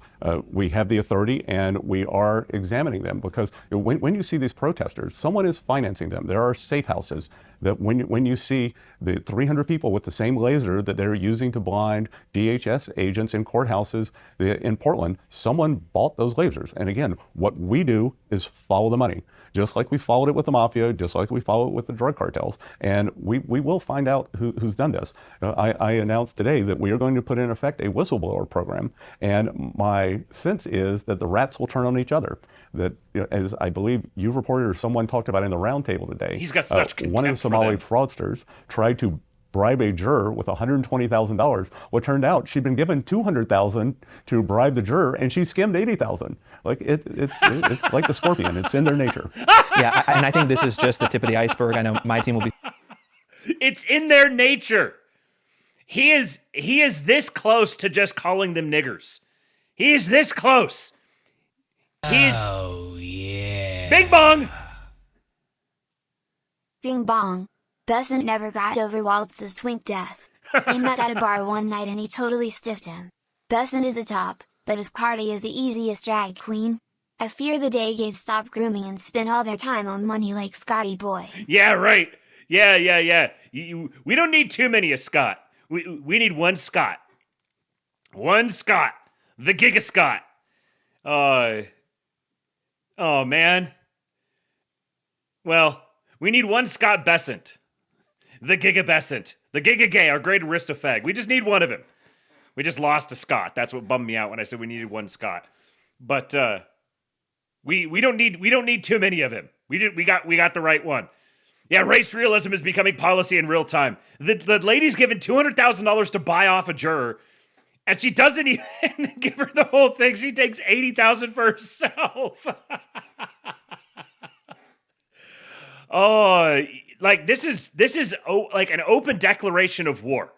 They're not pussyfooting this. They're not planning on doing like some sort of investigation that's just a cover-up. No. They are going pedal to the metal here. In like government investigation, political time, they are accelerating as hard and fast as they can. Be focusing widely, and you recently mentioned you think there are between $300 and $600 billion in fraud every year of federal funds. That's not my number. That's the General Accounting Office. So it's about 10% of the federal budget, 1 to 2% of GDP, and if we can narrow that number, President Trump asked for a $500 billion increase in the defense budget to fortify 10, 20 years of neglect and the forever wars that we've been involved in that he's determined not to get us into. That if we need to flex up our military budget, if we can get rid of this waste, fraud, and abuse, we can finance a safer, sounder U.S. without taking on more debt. Sounds pretty good outcome to me. And, it makes me think back to the beginning of the administration. You had some very high-profile disagreements with Elon Musk, who was running Doge. Is the basic... Oh, yeah. This is a good little nugget here. Trust Planstar says 80 years of global homo mind control, and we're getting unloaded with Kino straight to the veins. This is why Trump told us we need to learn how to win. So true. He told us. He told us we would need to learn how to win. And boy, are we ever learning. We are learning exactly how to win. We are getting waterboarded with winning. It's a pretty good outcome to me. And, it makes me think back to the beginning of the administration. You had some very high-profile disagreements with Elon Musk, who was running Doge. Is the basic thesis of Doge been, more necessary than ever? And do you think there's a way to amplify that work moving forward?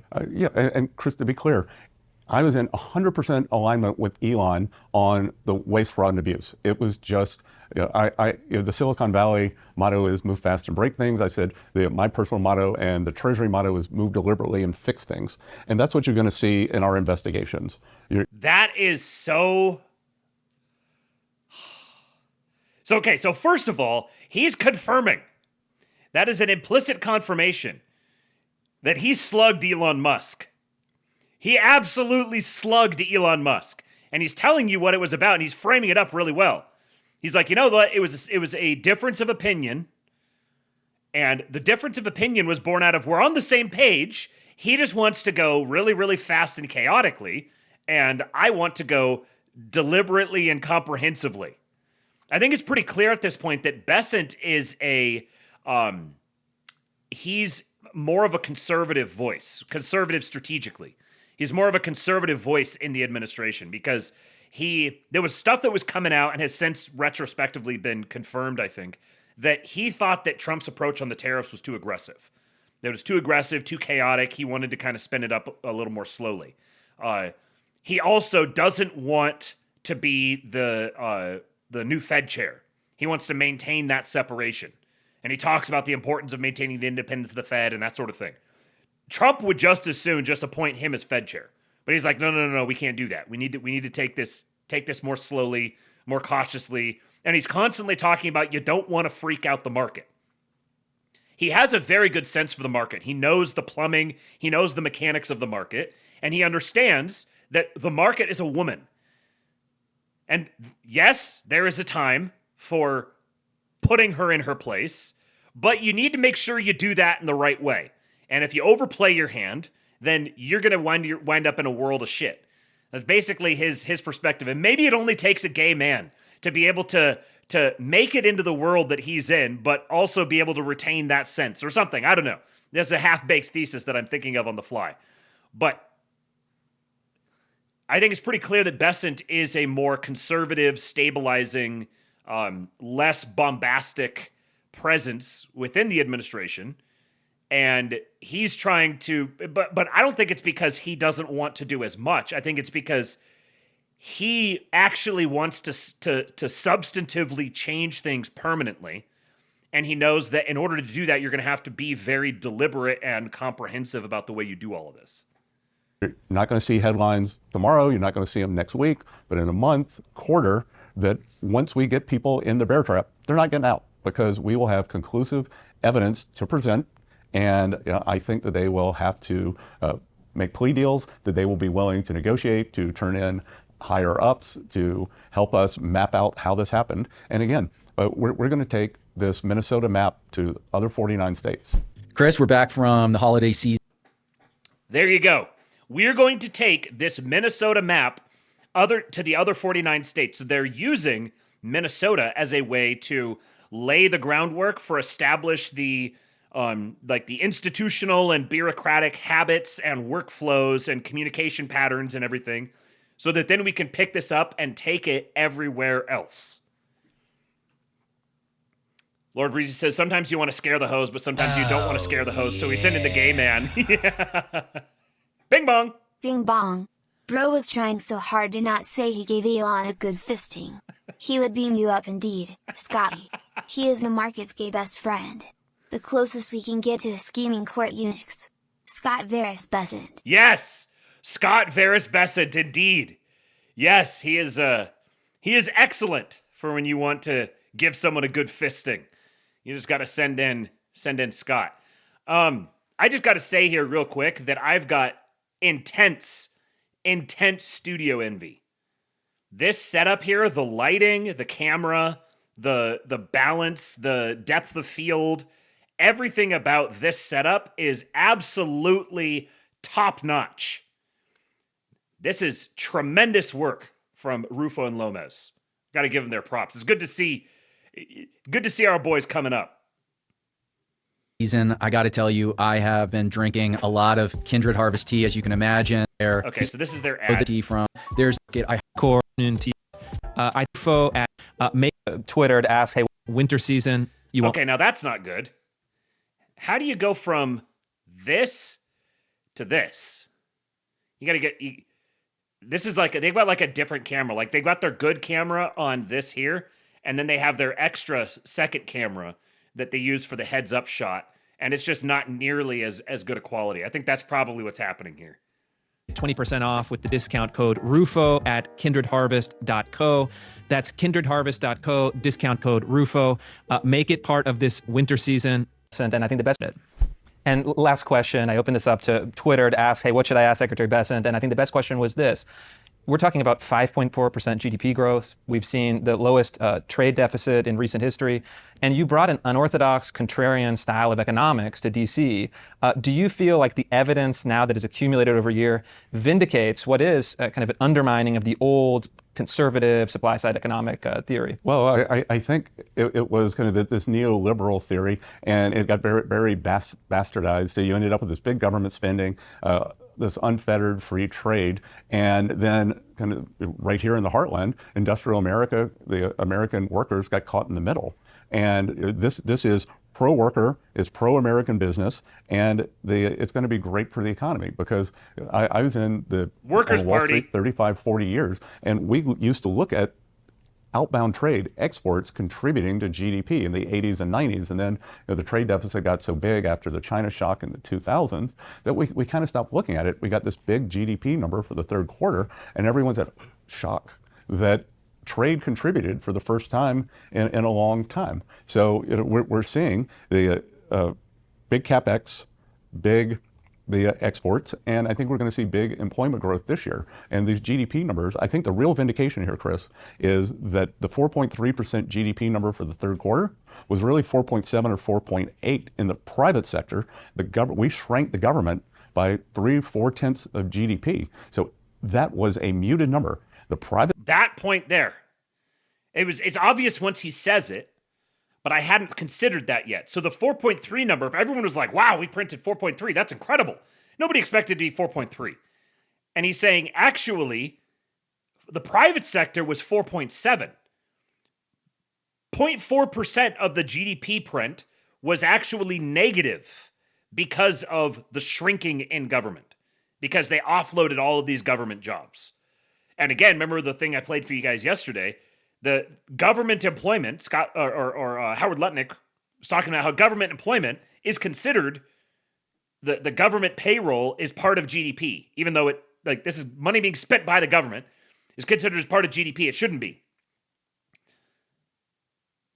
So it actually was a drag. The government was actually a drag on the private sector. So think about that going forward. So we know that the fourth quarter GDP is going to be artificially muted as well because of the government shutdown. Although it's going to be sort of offset a little bit by the fact that they're not paying these, or maybe I know they still were paying them. That was the thing. They shut down. They were still paying them, even though nothing was actually being done. But once we get the first quarter numbers in, it is going to absolutely skyrocket. The sector of the United States of America is going gangbusters, and I think we're going to see it in 2026. So yeah, President Trump has these hats in the Oval. Donald Trump was right about everything. He was definitely right about economics this time. He was, and I would say, just to drill down, final point is young people. Polling indicates that some young people are disappointed with the administration over the last year. They're worried about their future. They're worried about housing prices. They're worried about putting together that middle class life. What message would you say to that cohort, Gen Z, who's anxious about their future? Look, good thing about being my age is life slows down a little. When I was in my 20s and 30s, I wanted everything yesterday, and I want everything good for the American people, especially young people, many of them who've gotten a bad deal after this Biden inflation of 22, 23%. This is a tough time to get in the workforce, tough time to be trying to accumulate assets. The message is, I think 2026 is going to be a fantastic year. I think you're going to see this upward acceleration, and I think everything we are doing is setting the trajectory for people in their 20s, 30s, 40s to have the same life and better than their parents had. Thank you so much. Thank you. That's right, Mr. Sue. He's speaking directly to you. Listen to Uncle Scott, our great gay uncle. Listen to Uncle Scott when he says, it's funny because I actually do have an Uncle Scott, so it's kind of weird saying that. But listen to him when he says, we understand, we get where things have been for you, we're fixing it. It takes a little bit of time, but be prepared. Here it comes. Here it comes. 2026, we're going to nuke. Look at this.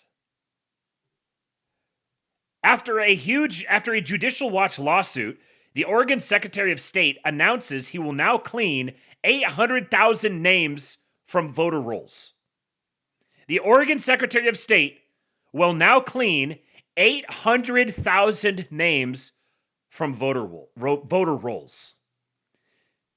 Oregon's population is 4.25 million. 4.25 million is their total population. 800,000 names are being removed from their voter rolls. Now he gets the number wrong. He gets it right here. You can't count non-voting residents. They had 300 million registered voters. 2.2 million voted in 2024. Now, are you telling me that 800,000 there, the difference between 3 million and 2.2 million, that 800,000, you're telling me there was not a single ineligible ballot cast of that 800,000 that are being cleaned out now? What if Oregon is red? What if Washington is red? Yes, Vivo Cristo Rey, if Oregon and Washington go red, we're moving to Washington. FYI, Amy. If Washington goes red, if Oregon goes red and Washington almost does, we might be moving to Washington. Eastern Washington is the best place in the country. He says, every leftist reply to this is, you don't understand, they're inactive voters who definitely can't be used for anything, and they definitely don't get mail ballots in our 100% mail-in ballot state. Yes, 100% mail-in ballot. Same in Washington. 100% mail-in ballot states. With 27% of the voter roll being ineligible.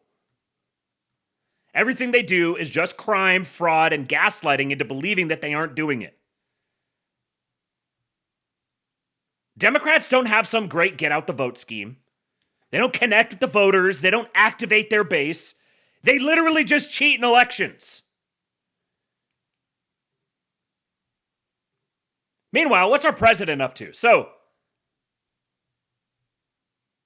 first of all, I guess we got Congress here attempting to codify our president's agenda.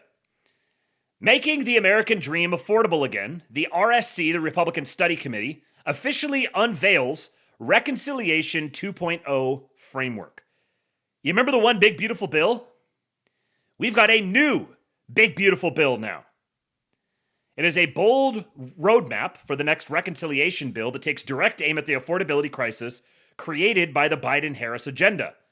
The plan lays out a clear, actionable strategy to restore the American dream of homeownership, reduce healthcare premiums, cut energy prices, rebuild the American family, and slash wasteful government spending, while codifying President Trump's America First agenda for the next generation. Quote, President Biden spent 4 years making everything more expensive. President Trump and Republicans will spend the next 3 making the American dream affordable again, said RSC Chairman August Pfluger from Texas.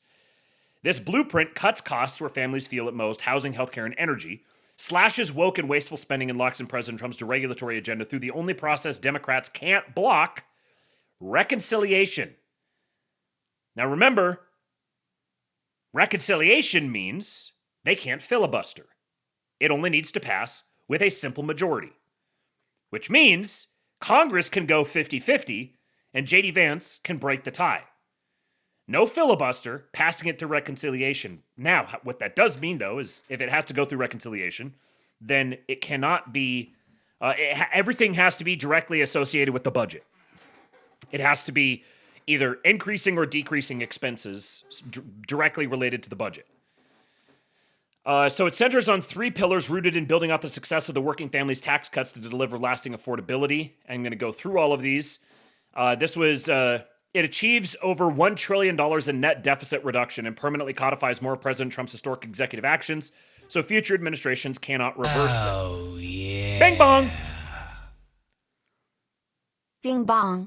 6 million voters? That seems not high enough. If the Seahawks go red, we will create Cascadian Agartha with Infinity Ericssons. Make more Ericssons fun duh. We will make sure big meat is shoved down the throats of all vegans. More than usual. Yeah, you got to make sure you use that hoagie spreader to shove big meat down the throats of all the vegans. There's lots of vegans up there. There's way too many vegans in Oregon and Washington. There's some great meat lovers as well. Night, Augustine. Night, Kate. So this was built by nearly 190 RSC members spanning every House committee. The framework provides House and Senate leadership with a vetted, bird rule-tested menu of policies, nearly 70% of which have already been introduced or passed by House Republicans. So here is the breakdown. Making the American dream affordable again, codifying the Trump agenda for the next generation. A framework for the next reconciliation bill. Here it is. Let me make sure. Yeah, okay. We've unleashed America's golden age. Now it's time to restore the American dream. On July 4, 2025, President Donald J. Trump signed the Working Families Tax Cuts Act reconciliation bill into law. In doing so, the president enacted one of the most transformational legislative projects in American history, from delivering the largest tax cut in American history to providing more than $140 billion in new border security funding, to delivering the most comprehensive welfare reform package in a generation. Republicans achieved an unprecedented victory for the American people in the America First movement. The major conservative wins included in the first reconciliation bill would not have been possible without the hard work and determination of the Republican Study Committee and House conservatives, led by Speaker Mike Johnson, who were resolute in using the reconciliation process to advance the America First agenda. From the outset of the first reconciliation process, the Republican Study Committee staked the most aggressive possible position, just like my president, advocating for the bill to be deficit neutral and forcefully in pursuing the inclusion of our members' priorities in the final bill, ultimately achieving arguably the single greatest legislative victory for the conservative movement in history. We must build on this momentum. The Congressional Budget Act of 1974 permits additional reconciliation bills in the 119th Congress, and with so much of President Trump's America First agenda still to enact, failing to seize this opportunity would be political malpractice. The Republican Study Committee is calling on congressional Republicans to immediately begin developing the next reconciliation bill. As Democrats mount an all-out campaign to obstruct and delay the conservative legislative agenda, Republicans must seize on the opportunity to make real progress on behalf of the American people through the budget reconciliation process. This means crafting a Republican-only bill rooted in legislative solutions and the codification of the president's executive orders that promote homeownership, drive down the cost of healthcare, and reduce energy costs by unleashing American energy dominance.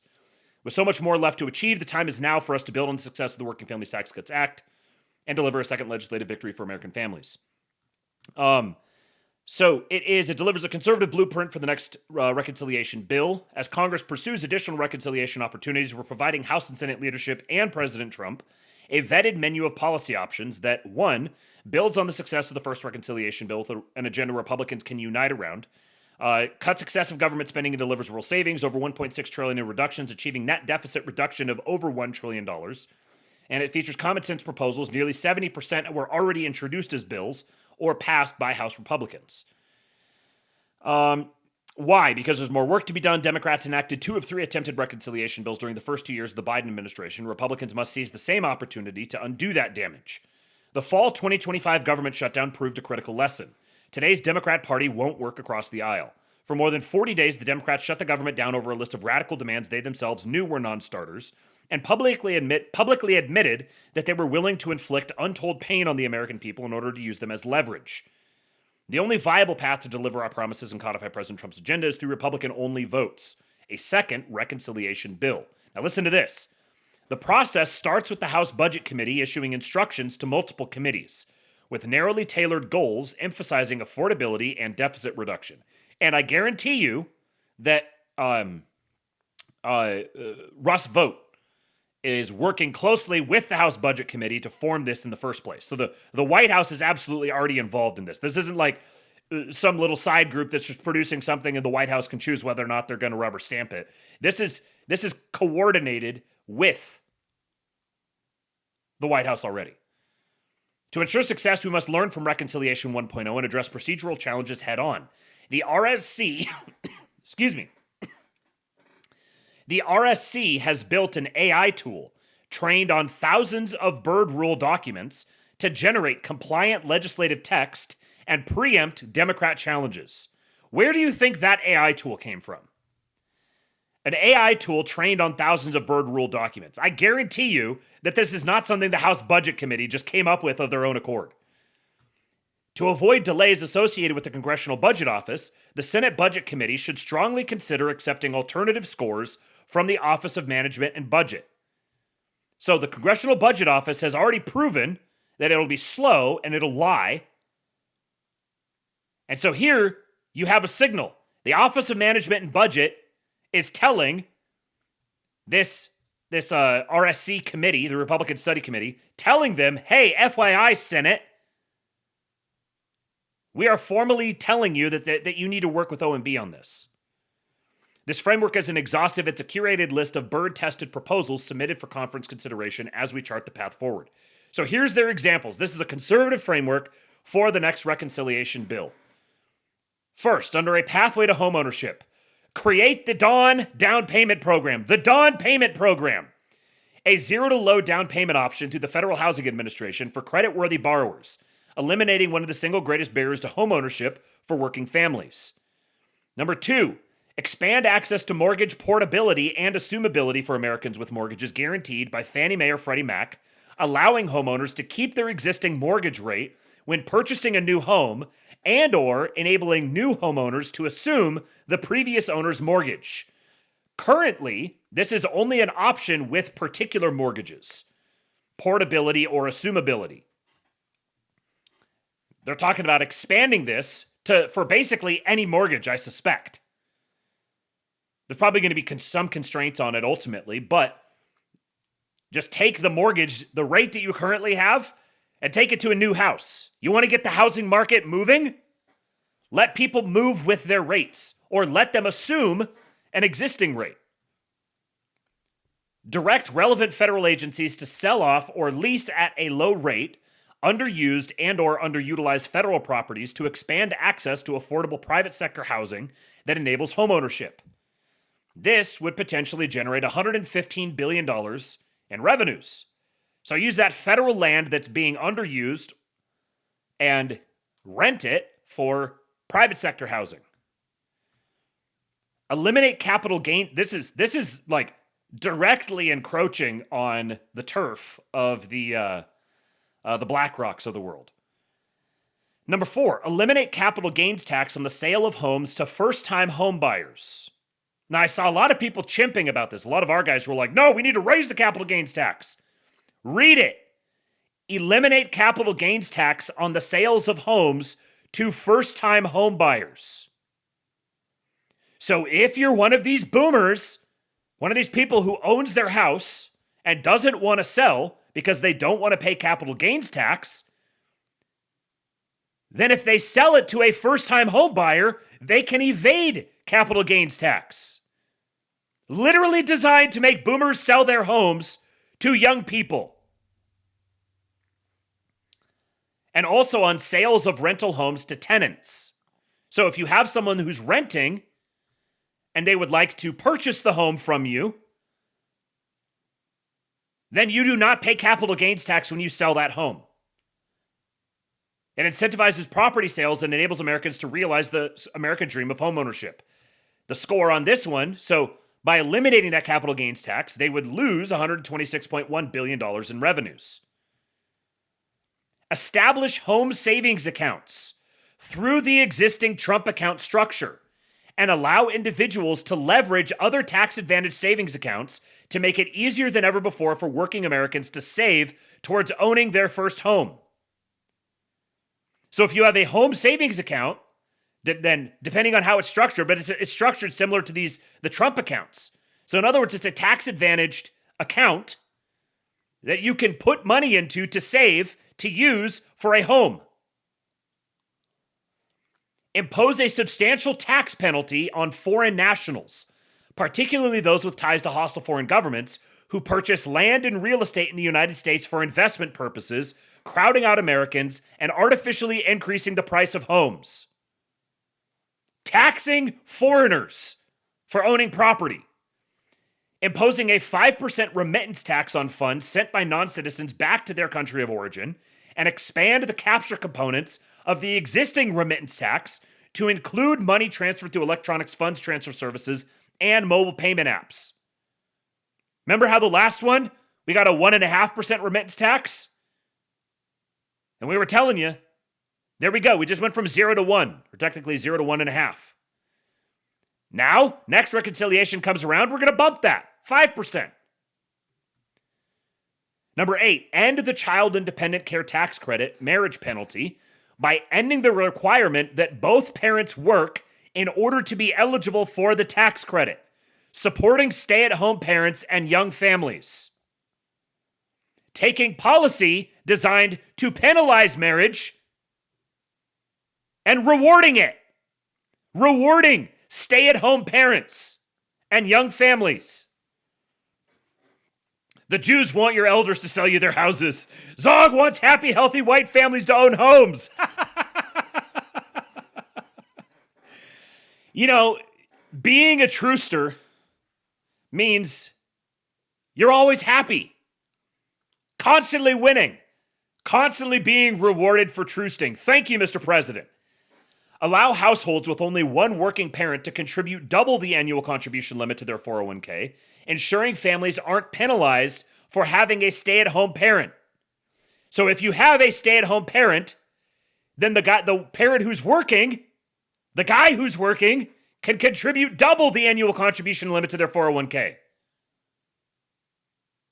So he could be building a retirement account for his spouse at the same time, effectively.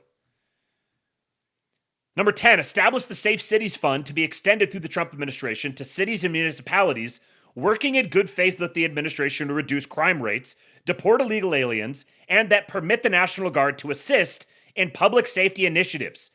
Literally creating a fund with $1 billion to pay off cities to collaborate with the administration. Number 11, restructure federal housing programs by conditioning federal funding on local buy-in to streamline permitting processes and fast-track local permitting while repealing onerous Biden-era housing regulations like the 2022 Energy Efficient Standards Rule. Imagine if suddenly all of these different housing programs can work really quickly and effectively and efficiently. And it doesn't take like fucking 8 months to build a house. Because you've got to go through all these different get all these different permits and all these different regulations, and it has to be energy efficient, so everything sucks. The appliances break all the time. They're a pain in the ass to maintain. Establish residential emergency asset accumulation deferred taxation yield, or READY accounts, that allow Americans to contribute to a new tax-free savings account specifically for home mitigation and disaster recovery expenses, consistent with the provisions included in the READY Accounts Act. Look at this. Look at all these different tax-advantaged accounts. So we're going to reduce your tax burden in general through the no tax on tips, no tax on Social Security, no tax on overtime.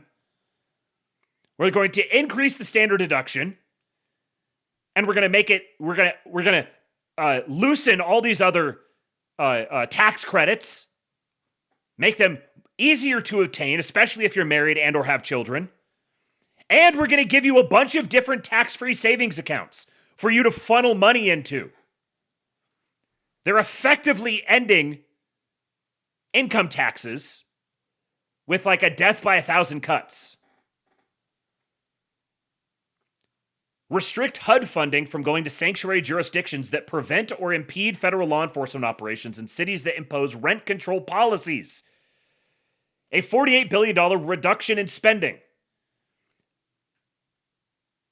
So if you're gonna set yourself up a sanctuary jurisdiction, you're gonna impede federal law enforcement operations, or you're gonna impose rent control.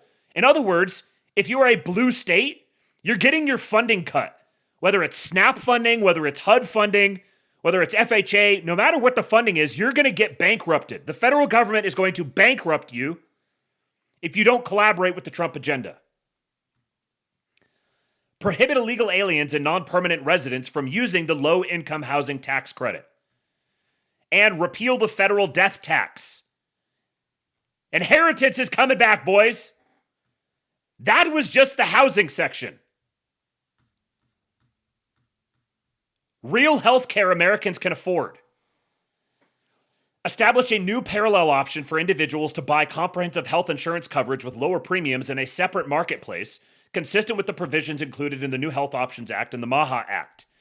Reform the existing ACA subsidy structure so that money flows directly into the hands of patients through health freedom accounts, codifying President Trump's proposal and empowering Americans to shop for the care that meets their needs.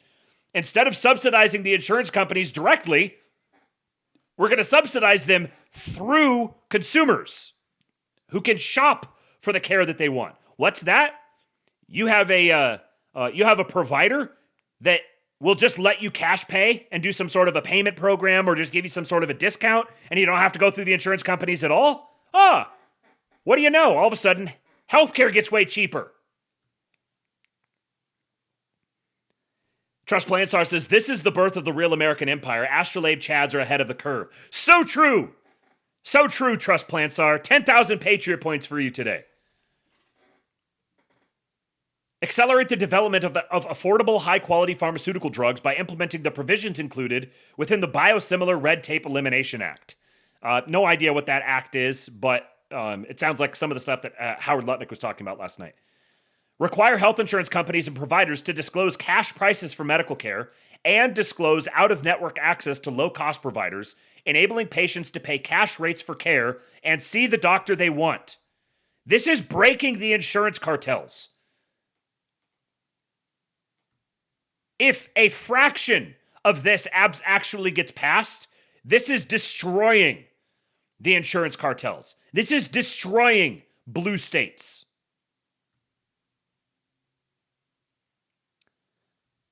Codifying the Trump RX program, dramatically reducing drug prices by allowing pharmaceutical companies to bypass middlemen in order to provide direct discounts to patients.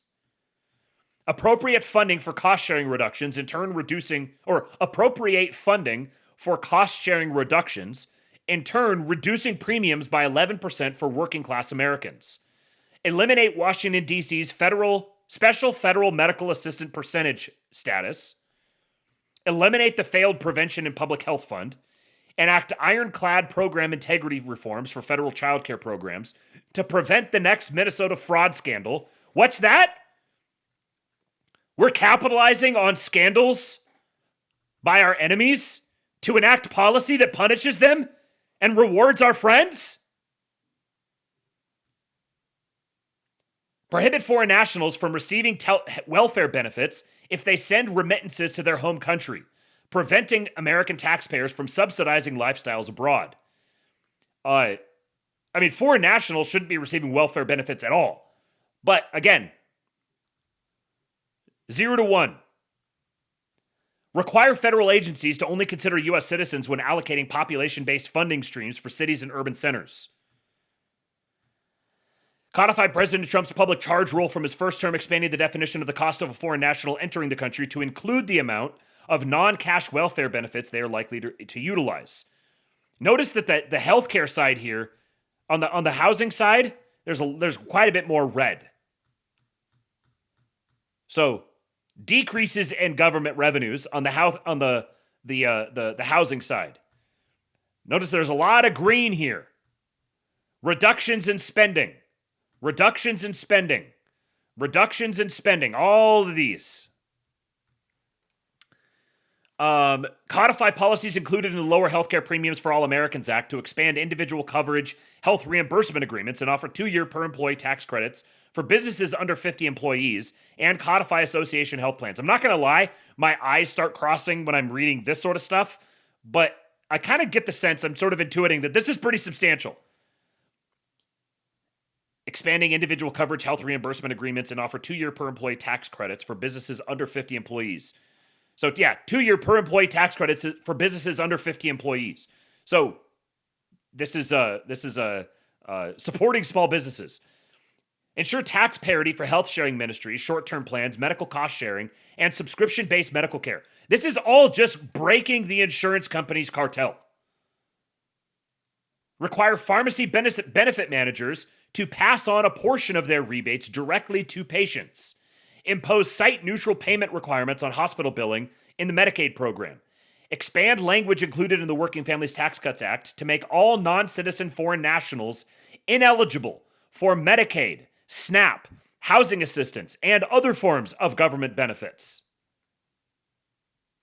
Okay, so maybe the differentiation being made here is, so this is non-citizen foreign nationals being made ineligible for all these forms of government benefits. And up here was, what was the other one here? Prohibit foreign nationals from receiving welfare benefits if they send remittances to their home country. So you have non-citizen foreign nationals who will not receive welfare benefits at all. And then there are citizen foreign nationals who receive welfare benefits, but they will also not get them if they're sending remittances back. So you can be a citizen foreign national who receives welfare benefits as long as the money stays in the country. And then it also had, what was the other thing here? Expanding the definition of the cost of a foreign national entering the country to include the amount of non-cash welfare benefits they're likely to utilize. Okay, so if you have a foreign national entering the country, one of the things that's evaluated for determining whether or not they're going to be allowed to enter the country is the cost of having them in the country. And currently, that cost does not include any amount of non-cash welfare benefits they are likely to utilize. So by expanding that definition, codifying his public charge rule from his first term, you increase the cost of them entering the country in the analysis for whether or not they're going to be allowed. So this is immigration restriction here. Implement a 20% FMAP penalty for states that refuse to prohibit illegal aliens from participating in state Medicaid programs. Again, you could go around and try to arrest everyone, or you could just cut off the money flow. Just cut off federal funds to the blue states, and you are going to bring them to their knees. Kind of like when they built the Eurodollar system around America, they opened themselves up to America wising up and being like, you know what?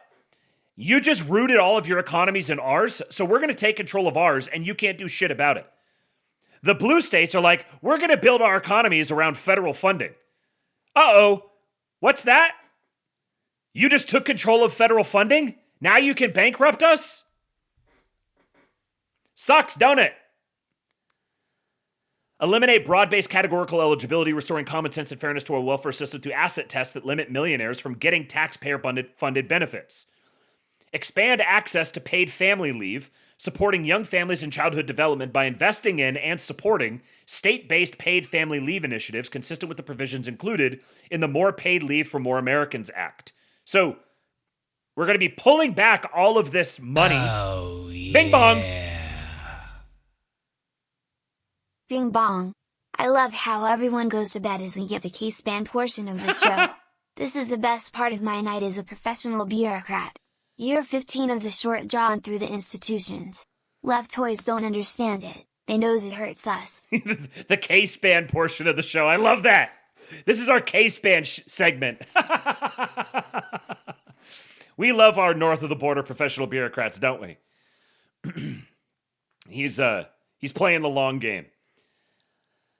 So we're going to be recovering all this extra funding, and we will redirect that funding into expanded access to paid family leave because we are pronatalists and we are trying to encourage family formation. Fully eliminate the ability to collect the earned income tax credit and child tax credit for anyone not authorized to work in the United States and or if they are not a legal permanent resident. End zero tolerance quality control in the SNAP system and require states to use multiple issuance of SNAP benefits to prevent multiple issuances of other benefits through the National Accuracy Clearinghouse. Interesting. End zero tolerance quality control in the SNAP system and require states to use multiple issuances of SNAP benefits to prevent multiple issuances of other benefits through the National Accuracy Clearinghouse. I see. Okay. So if you're going to, instead of giving, I think what this means is instead of giving SNAP benefits and then having these other sorts of benefits as well, if someone is eligible for more, you do that more eligibility through the SNAP system so that you can track how much this person's actually getting. I wonder if that's what that means. Let me clarify this one real quick. I'm going to ask the clanker to make sure I'm understanding that correctly. Explain more simply.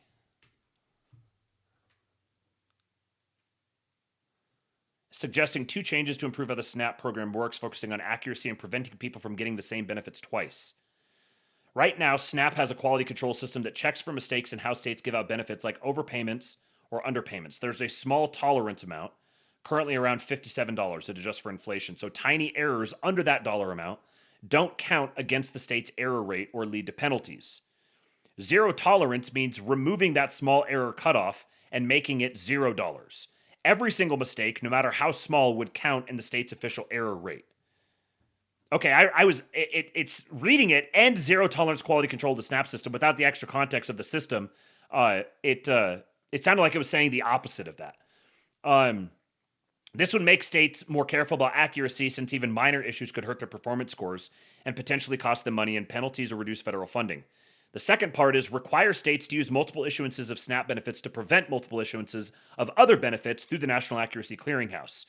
So the NAC is a national database created after the 2018 Farm Bill and rolled out in phases that checks if someone is getting SNAP benefits in more than one state at the same time, which is not allowed and counts as duplicate benefits. States already have to share data with the clearinghouse and act on matches to stop or fix duplicate SNAP payments. This part of the proposal says when the clearinghouse flags a duplicate SNAP issue, states should also use that same information through their shared computer systems to check and prevent duplicates in other programs they run alongside SNAP. Like Medicaid, TANF, or cash welfare, which is temporary assistance for needy families, or other state and federal aid programs. Basically, if someone is double dipping on food stamps across states, use that red flag to catch and stop double dipping on those other benefits too. So in plain terms, it's make the SNAP program stricter on errors and expand the anti-duplicate tool. Bing bong. Bing bong. You know what? The libs were right. If we're pronatalist, why not have pronatalist policies?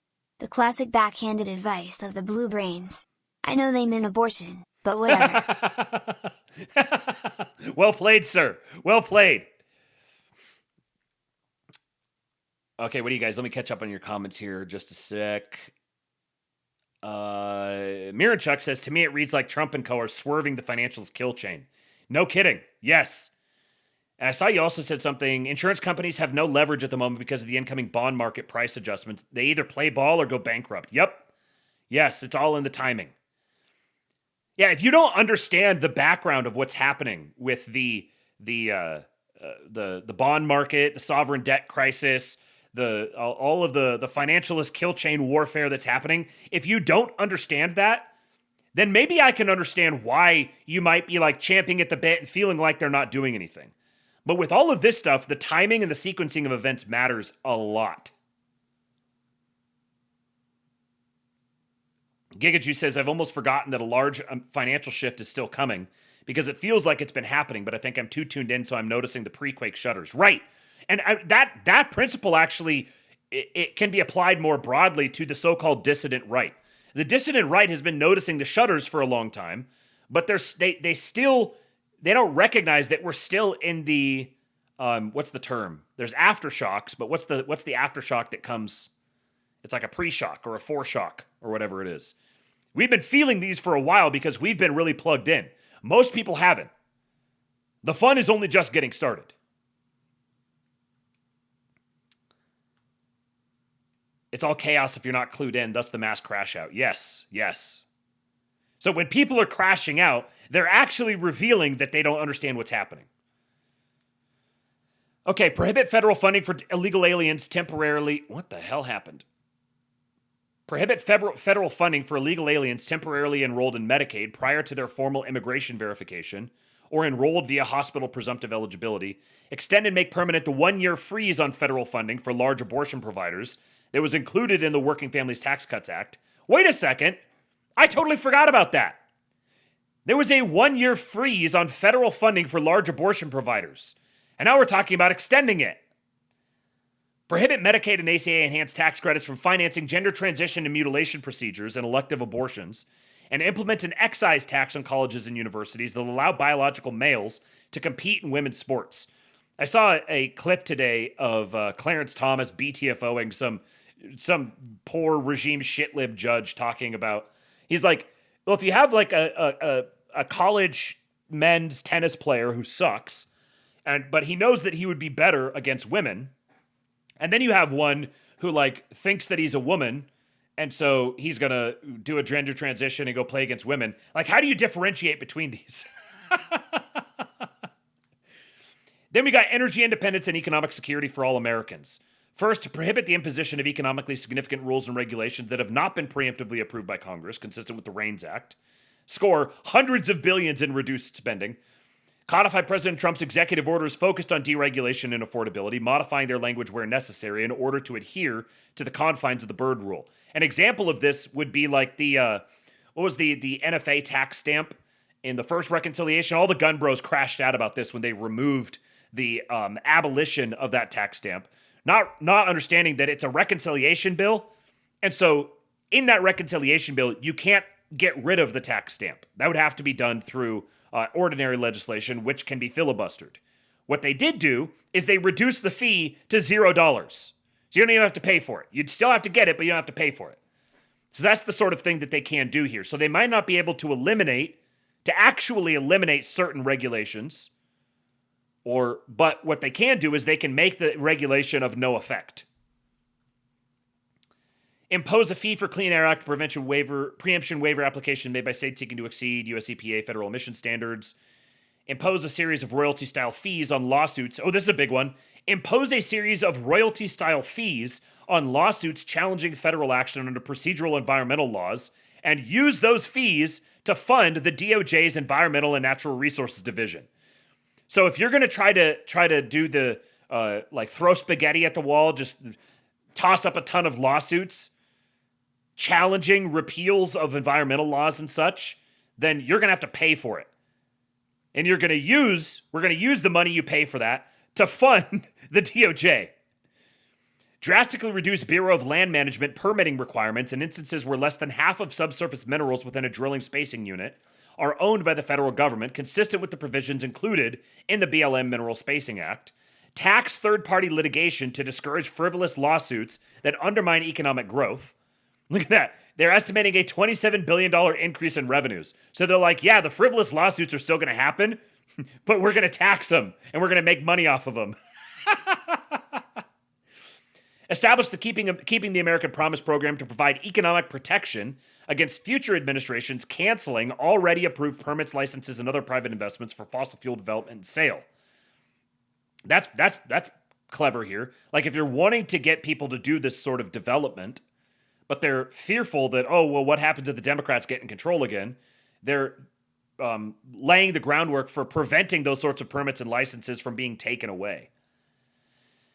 And the taxation of inflation, ensuring that when Americans sell a home, farm, small business, or other assets, the taxes they pay on that sale are not influenced by how inflation has artificially altered the value of their investment. Now, that's a very interesting proposal. $272 billion reduction in revenues. That's a big one. So how would this play out? If you're evaluating your capital gains, then you would be able to reduce whatever the inflation number is out of that capital gains amount.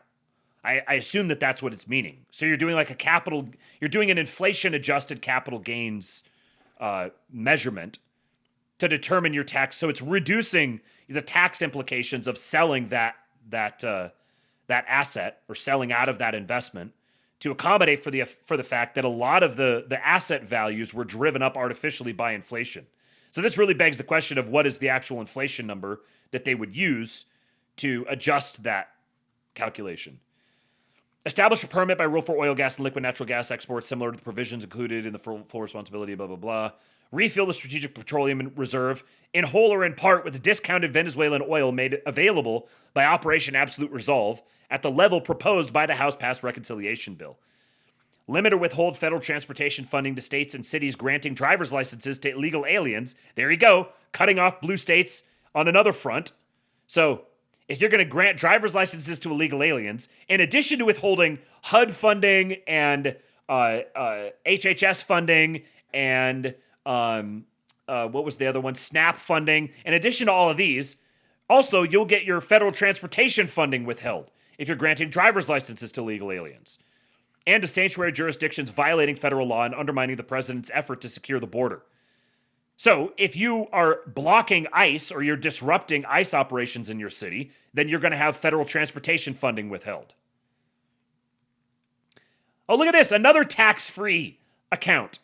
Establish jumpstart accounts that allow individuals to make tax-free contributions to savings accounts that would finance apprenticeship education and initial business costs, and create a new tax credit to allow businesses to onboard additional apprentices consistent with the president's efforts to register 1 million new apprenticeships in the United States.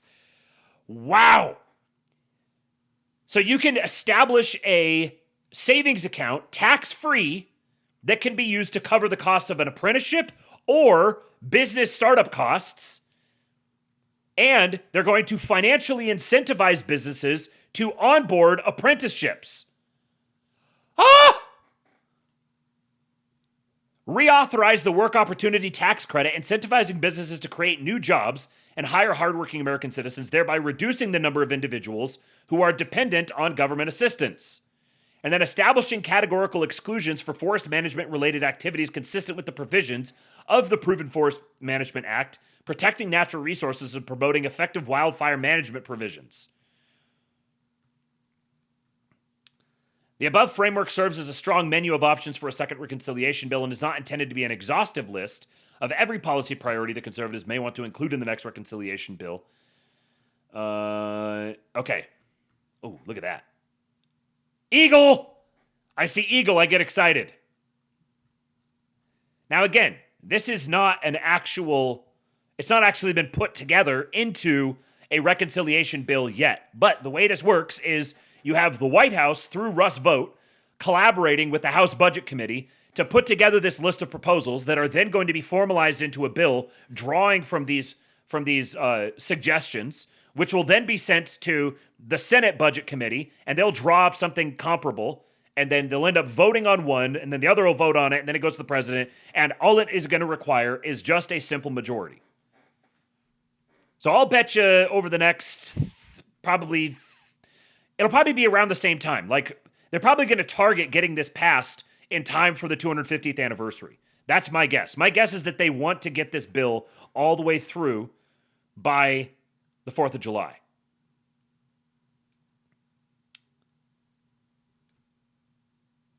Mr. Sue says, do these accounts serve as other instruments the government can borrow against?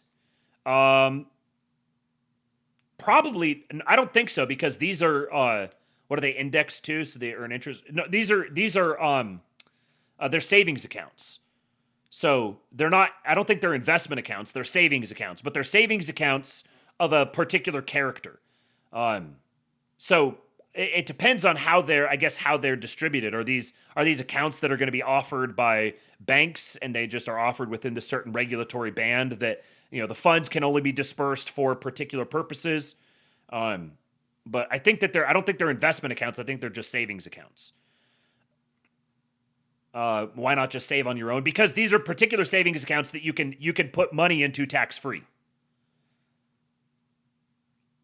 So they're not, this isn't just like a savings account where you get your paycheck and you go deposit the money into a savings account. These are particular tax-advantaged accounts that you could put pre-tax money into them and reduce your taxable income.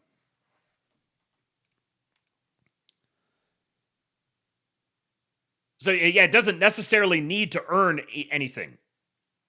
I mean, it could earn, you could have some sort of rate or something that's offered with it, but it's putting pre-tax dollars into something like that. So I'm sure it'd be something that'd be offered through your employer or something along those lines. And I'm sure the employer could contribute to it as well if they wanted to. Here's an announcement from our president. Big news. We're giving 90-day notices to places like California, Scott. Right away, we're going to send out that notice. Who would bill the federal government as people poured into the state to send those people back, because no country can afford to do it. No country can afford to take in millions of people, pay for their education, their health care, their hospitals. You just can't do it. And we all have a heart. You can't do it. But many of those people are murderers. They're people released from jails, prisons, mental institutions, insane asylums. They're people that are drug dealers. They're addicts. Additionally, starting February 1st, we're not making any payments to sanctuary cities or states having sanctuary cities, because they do everything possible to protect criminals at the expense of American citizens, and it breeds fraud and crime and all of the other problems that come. So we're not making any payment to anybody that supports sanctuary cities. So that's something that was being proposed as a policy to be established by Congress. He's saying, we're just doing it now. You guys got notice starting February 1st. If you are a sanctuary city or a state, we are not making any payments to you. This is not like agency specific. No, the federal government is not going to make any payments to a sanctuary city or a state that has sanctuary cities if they're not, if they have a sanctuary city. Like, just simply, if you have a sanctuary city policy, you are not getting federal funding, period, at all. Come fight us over it. Let's have this out in the courts as that legislation is going through Congress. I could not believe this was real when I saw it, but Trump was at the Ford factory in Detroit today, and he was being heckled. A guy said something called him like a pedophile protector, I think, and it's a little bit hard to see. I'm sure you guys may have seen this elsewhere, but I have to include it. You got to watch this one. You're not going to be able to hear much, but you got to watch this one to see how my president responds to this heckler.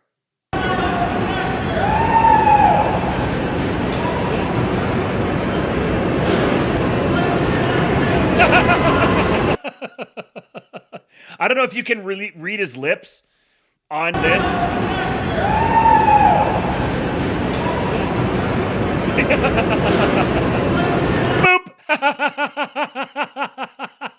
My president! Yeah, he said, fuck you. He pointed at the guy and he said, fuck you, fuck you. And then as he walked away, he flipped him the bird. That is my president right there. My president's feeling his power levels. You know why? Here's why. He's got his incredible health. Dr. Oz looked at his medical records and said he's got the highest testosterone level that he's ever seen for an individual over 70 years old. I know the president will be happy that I repeat that.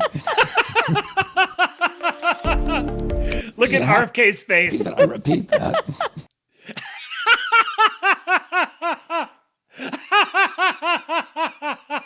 He's like, oh yeah, president's gonna be real happy. I just told everyone that he still wakes up with boners. And Trump is 79. So the highest testosterone level he's ever seen for an individual over 70. And Trump is 79. He also has, he had his notorious golf game where he got a hole-in-one in every single hole. Poor Melania. Oh, how often do you think he grabs her ass? You know the husband, his wife walks by and he just can't help it. You just gotta smack it. You just gotta grab it, give it a little squeeze. All the time. It's got to be all the time. That's why he never sleeps.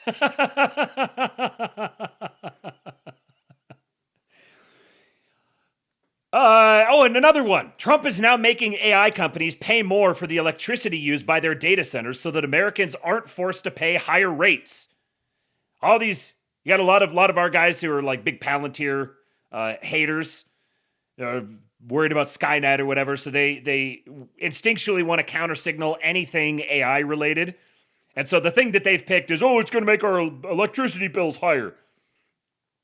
My president hears you, you whiny little panicking fags. Under sleepy Joe Biden and the radical left Democrats, the average American household's monthly utility bills went up massively, over 30%. I never want Americans to pay higher electricity bills because of data centers. Therefore, my administration is working with major American technology companies to secure their commitment to the American people, and we will have much to announce in the coming weeks. First up is Microsoft. Hey, Microsoft? Yeah, you guys are going to fall on the sword first. Who my team has been working with and which will make major changes beginning this week to ensure that Americans don't pick up the tab for their power consumption in the form of paying higher utility bills. We are the hottest country in the world and number one in AI. Data centers are key to that boom and keeping Americans free and secure, but the big technology companies who build them must pay their own way. Thank you and congratulations to Microsoft. More to come soon. President DJT. He's congratulating them that he strong-armed them, bent them over a barrel, and is forcing them to subsidize their own energy consumption. Bill Gates got the call.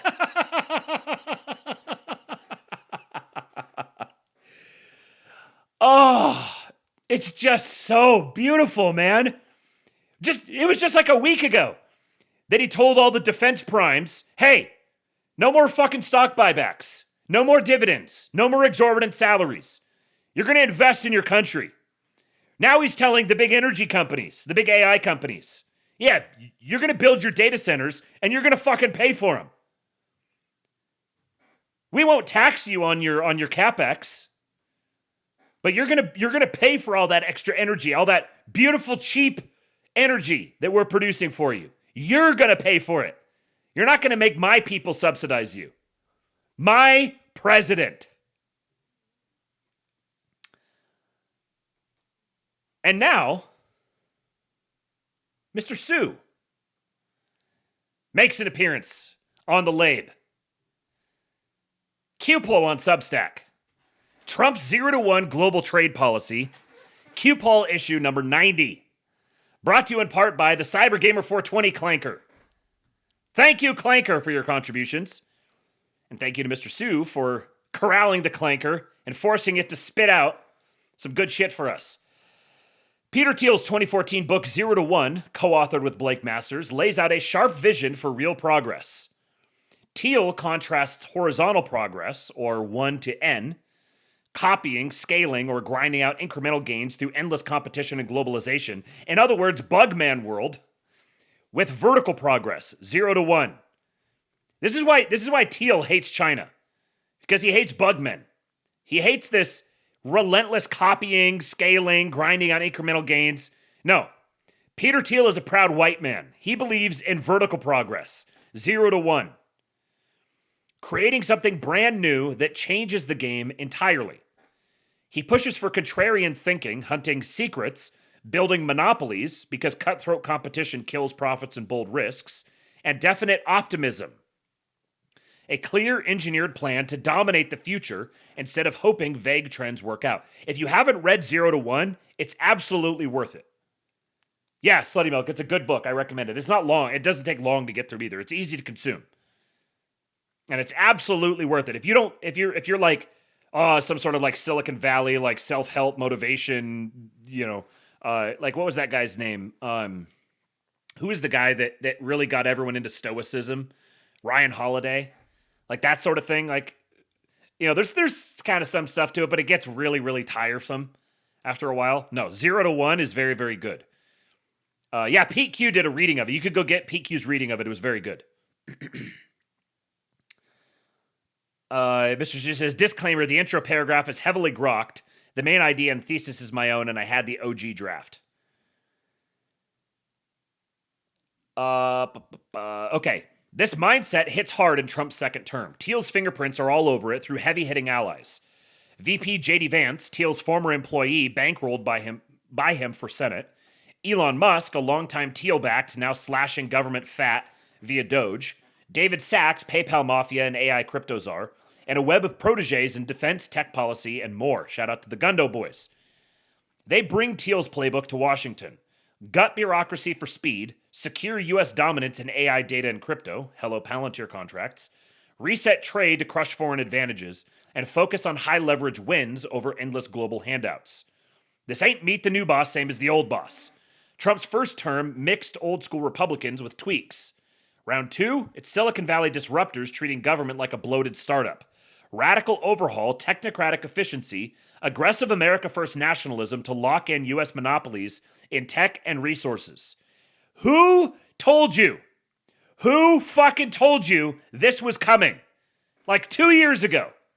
It literally 2 years ago was when we first started talking about the PayPal mafia here at the Astrolabe and with Jason over at Mir and Chuck Now. And we told you that the Thiel bros had suddenly set their sights on regime change. And this is exactly what it was going to look like, treating government like a bloated startup. And here we are, 2 years later, seeing it play out. The article ahead nails this new American system in action, straight out of the Trump administration's 2025 National Security Strategy, released December 4, 2025. Hey, that was my birthday.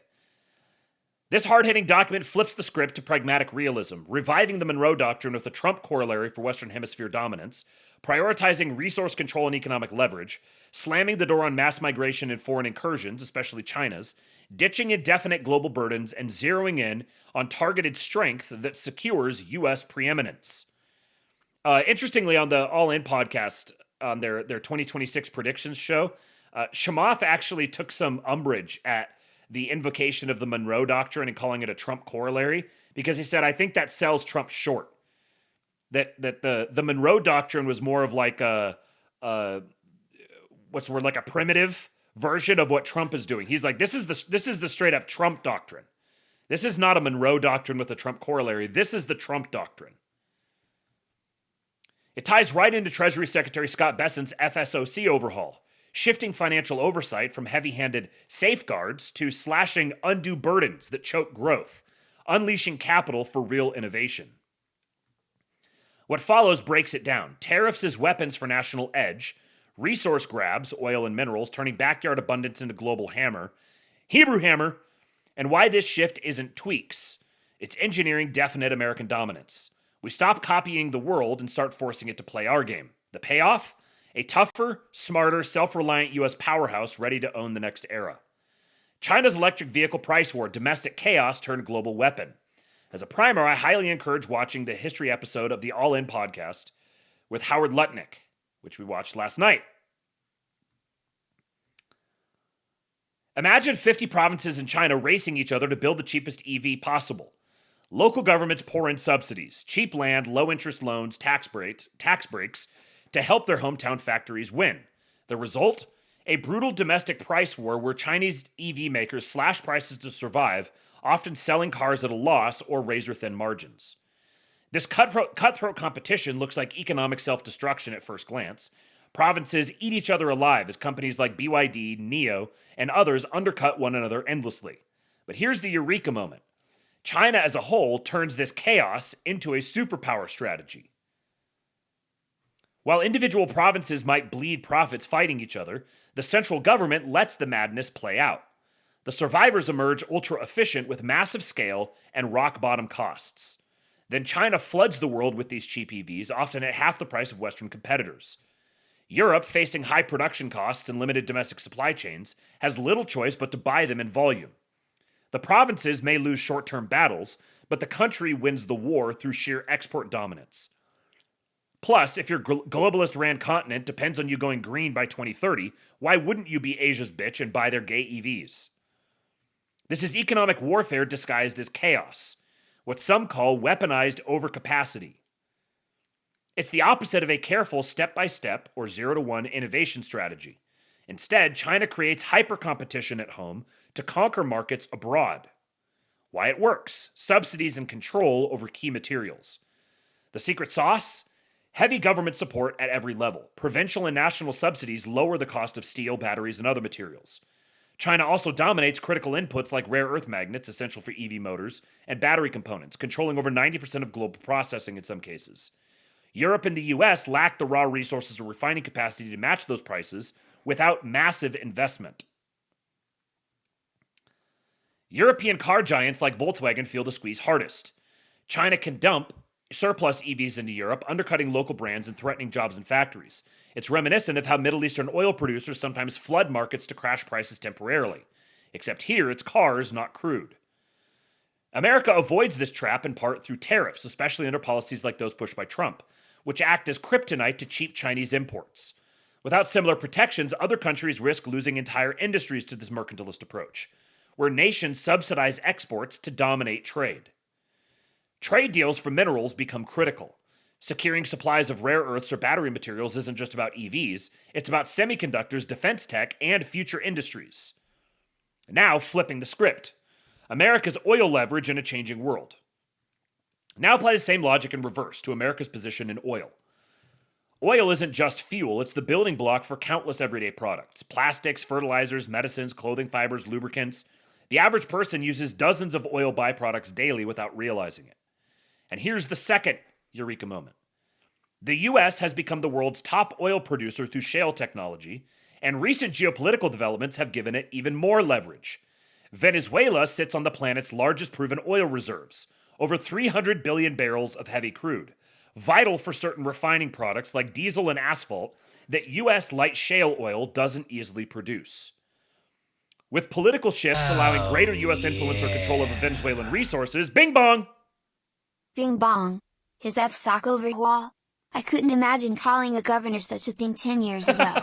It's okay when we use money power to render justice upon our enemies. It's bad when they do it because they're fags. Our respectable American dandies are base. It sounds like that was one that maybe came through earlier when we were talking about Scott Bessent. Or you got behind on the stream. But yes, our respectable American dandies. We love our respectable American dandies, don't we? Thank you, Bing Bong.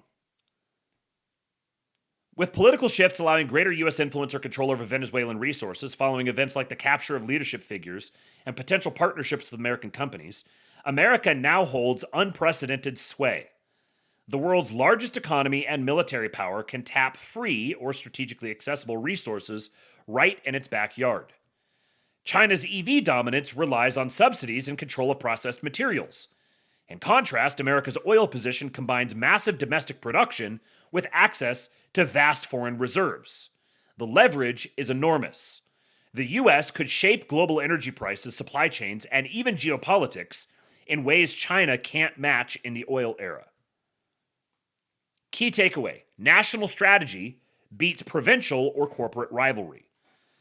China's EV story shows how a country can harness internal competition to dominate globally.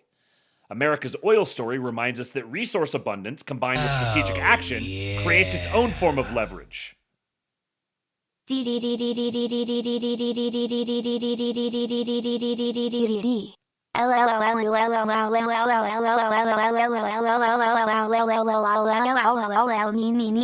Indians.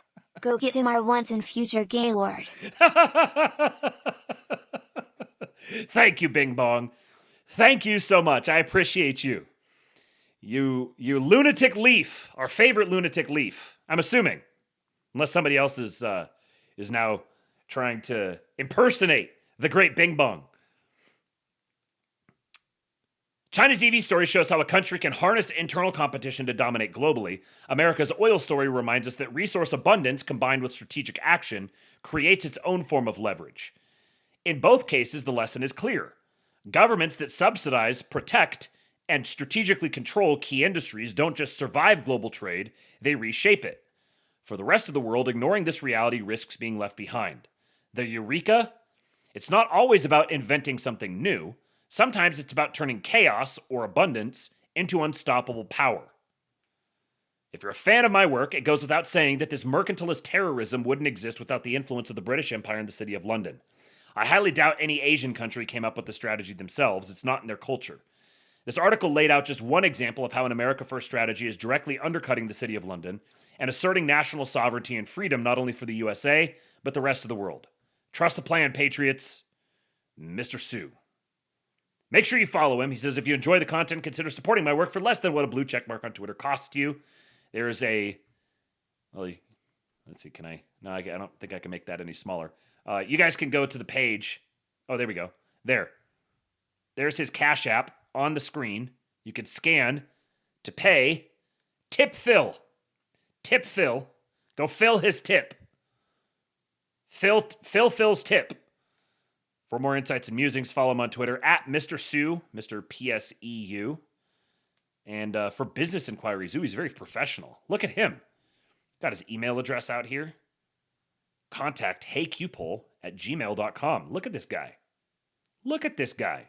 I actually have a tweet that I don't think I put it in here today. No, that's all I got for today. I do have a tweet talking about the guys who are having a hard time getting a hold of our guys because they're just like, hey, go join my Discord. And they don't have an email address that someone can email with like a professional opportunity. I'll probably get into that on the next Labe, which will not be tomorrow. The next Labe will be on Thursday because tomorrow is Wednesday. What does that mean? Well, that means that on Wednesday, there will be a voice chat in the King Pill Discord. So make sure you go join the King Pill Discord, kingpill.com. Come join us for the voice chat tomorrow. And I will be back on Thursday with another episode of the Astrolabe. Thank you guys for your contributions to the tip jar. Thank you for blessing us with a little bit of Erica tonight. In spite of my malfunctioning soundboard, I'll have to figure out if I can get that fixed. So that's one of my to-do list items for tomorrow on my work day, my day off. My day off, I work. And I do voice chats. Love you guys. Thank you for tuning in. Share the show. Go share it with people. Spread the word. Spread the message. Let the people know that they too could have known what was coming 2 years ago if they were listening to the Astrolabe, brought to you by King Pilled. And it's not too late. They can start listening today. Let me just double check real quick over here on Ko-fi and make sure that there weren't any that failed to come through. There was. Good thing that I checked. I don't know why. Let me see. I wonder if this is a... No, it doesn't. It says it went to Stripe. It wasn't PayPal. Well, Mr. Miranchuk himself. Mr. Miranchuk sent $10, and I've got to read this one. No baseballs, no footballs, no bouncy balls, no snooker balls, no soccer balls, no chicken balls, no ping pong balls, No matter what balls you might need, morning, noon, or night, be it during the week, weekend, or holiday, you can be sure of one thing. Tim Walz ain't got none. So true, Mr. Miranchuk. So true. Our prayers are always there for you. Having to tolerate the people in the land down under. You can never... I don't know what you do with Roo folk. What do you do with them? They're such an odd people. You just make fun of them, I guess. Go wish them well in their wars against wars against methed out deer. That's what Jason calls them. Yeah, just kill them. I've got an idea. Let's kill them. Oh, I missed my soundboard. All right, guys. Have yourselves a good night. Go get yourself some sleep. It's not too late, I don't think. What time is it? 12:38? Yeah, not too bad. 3-hour lab. So that's nice time. 3 hours. So I'll see you back out here on Thursday. Until then, I leave you with Hulk. When they took a shot at my hero, and they tried to kill the next president of the United States, enough was enough. And I said, let Trumpomania run wild, brother. Let Trumpomania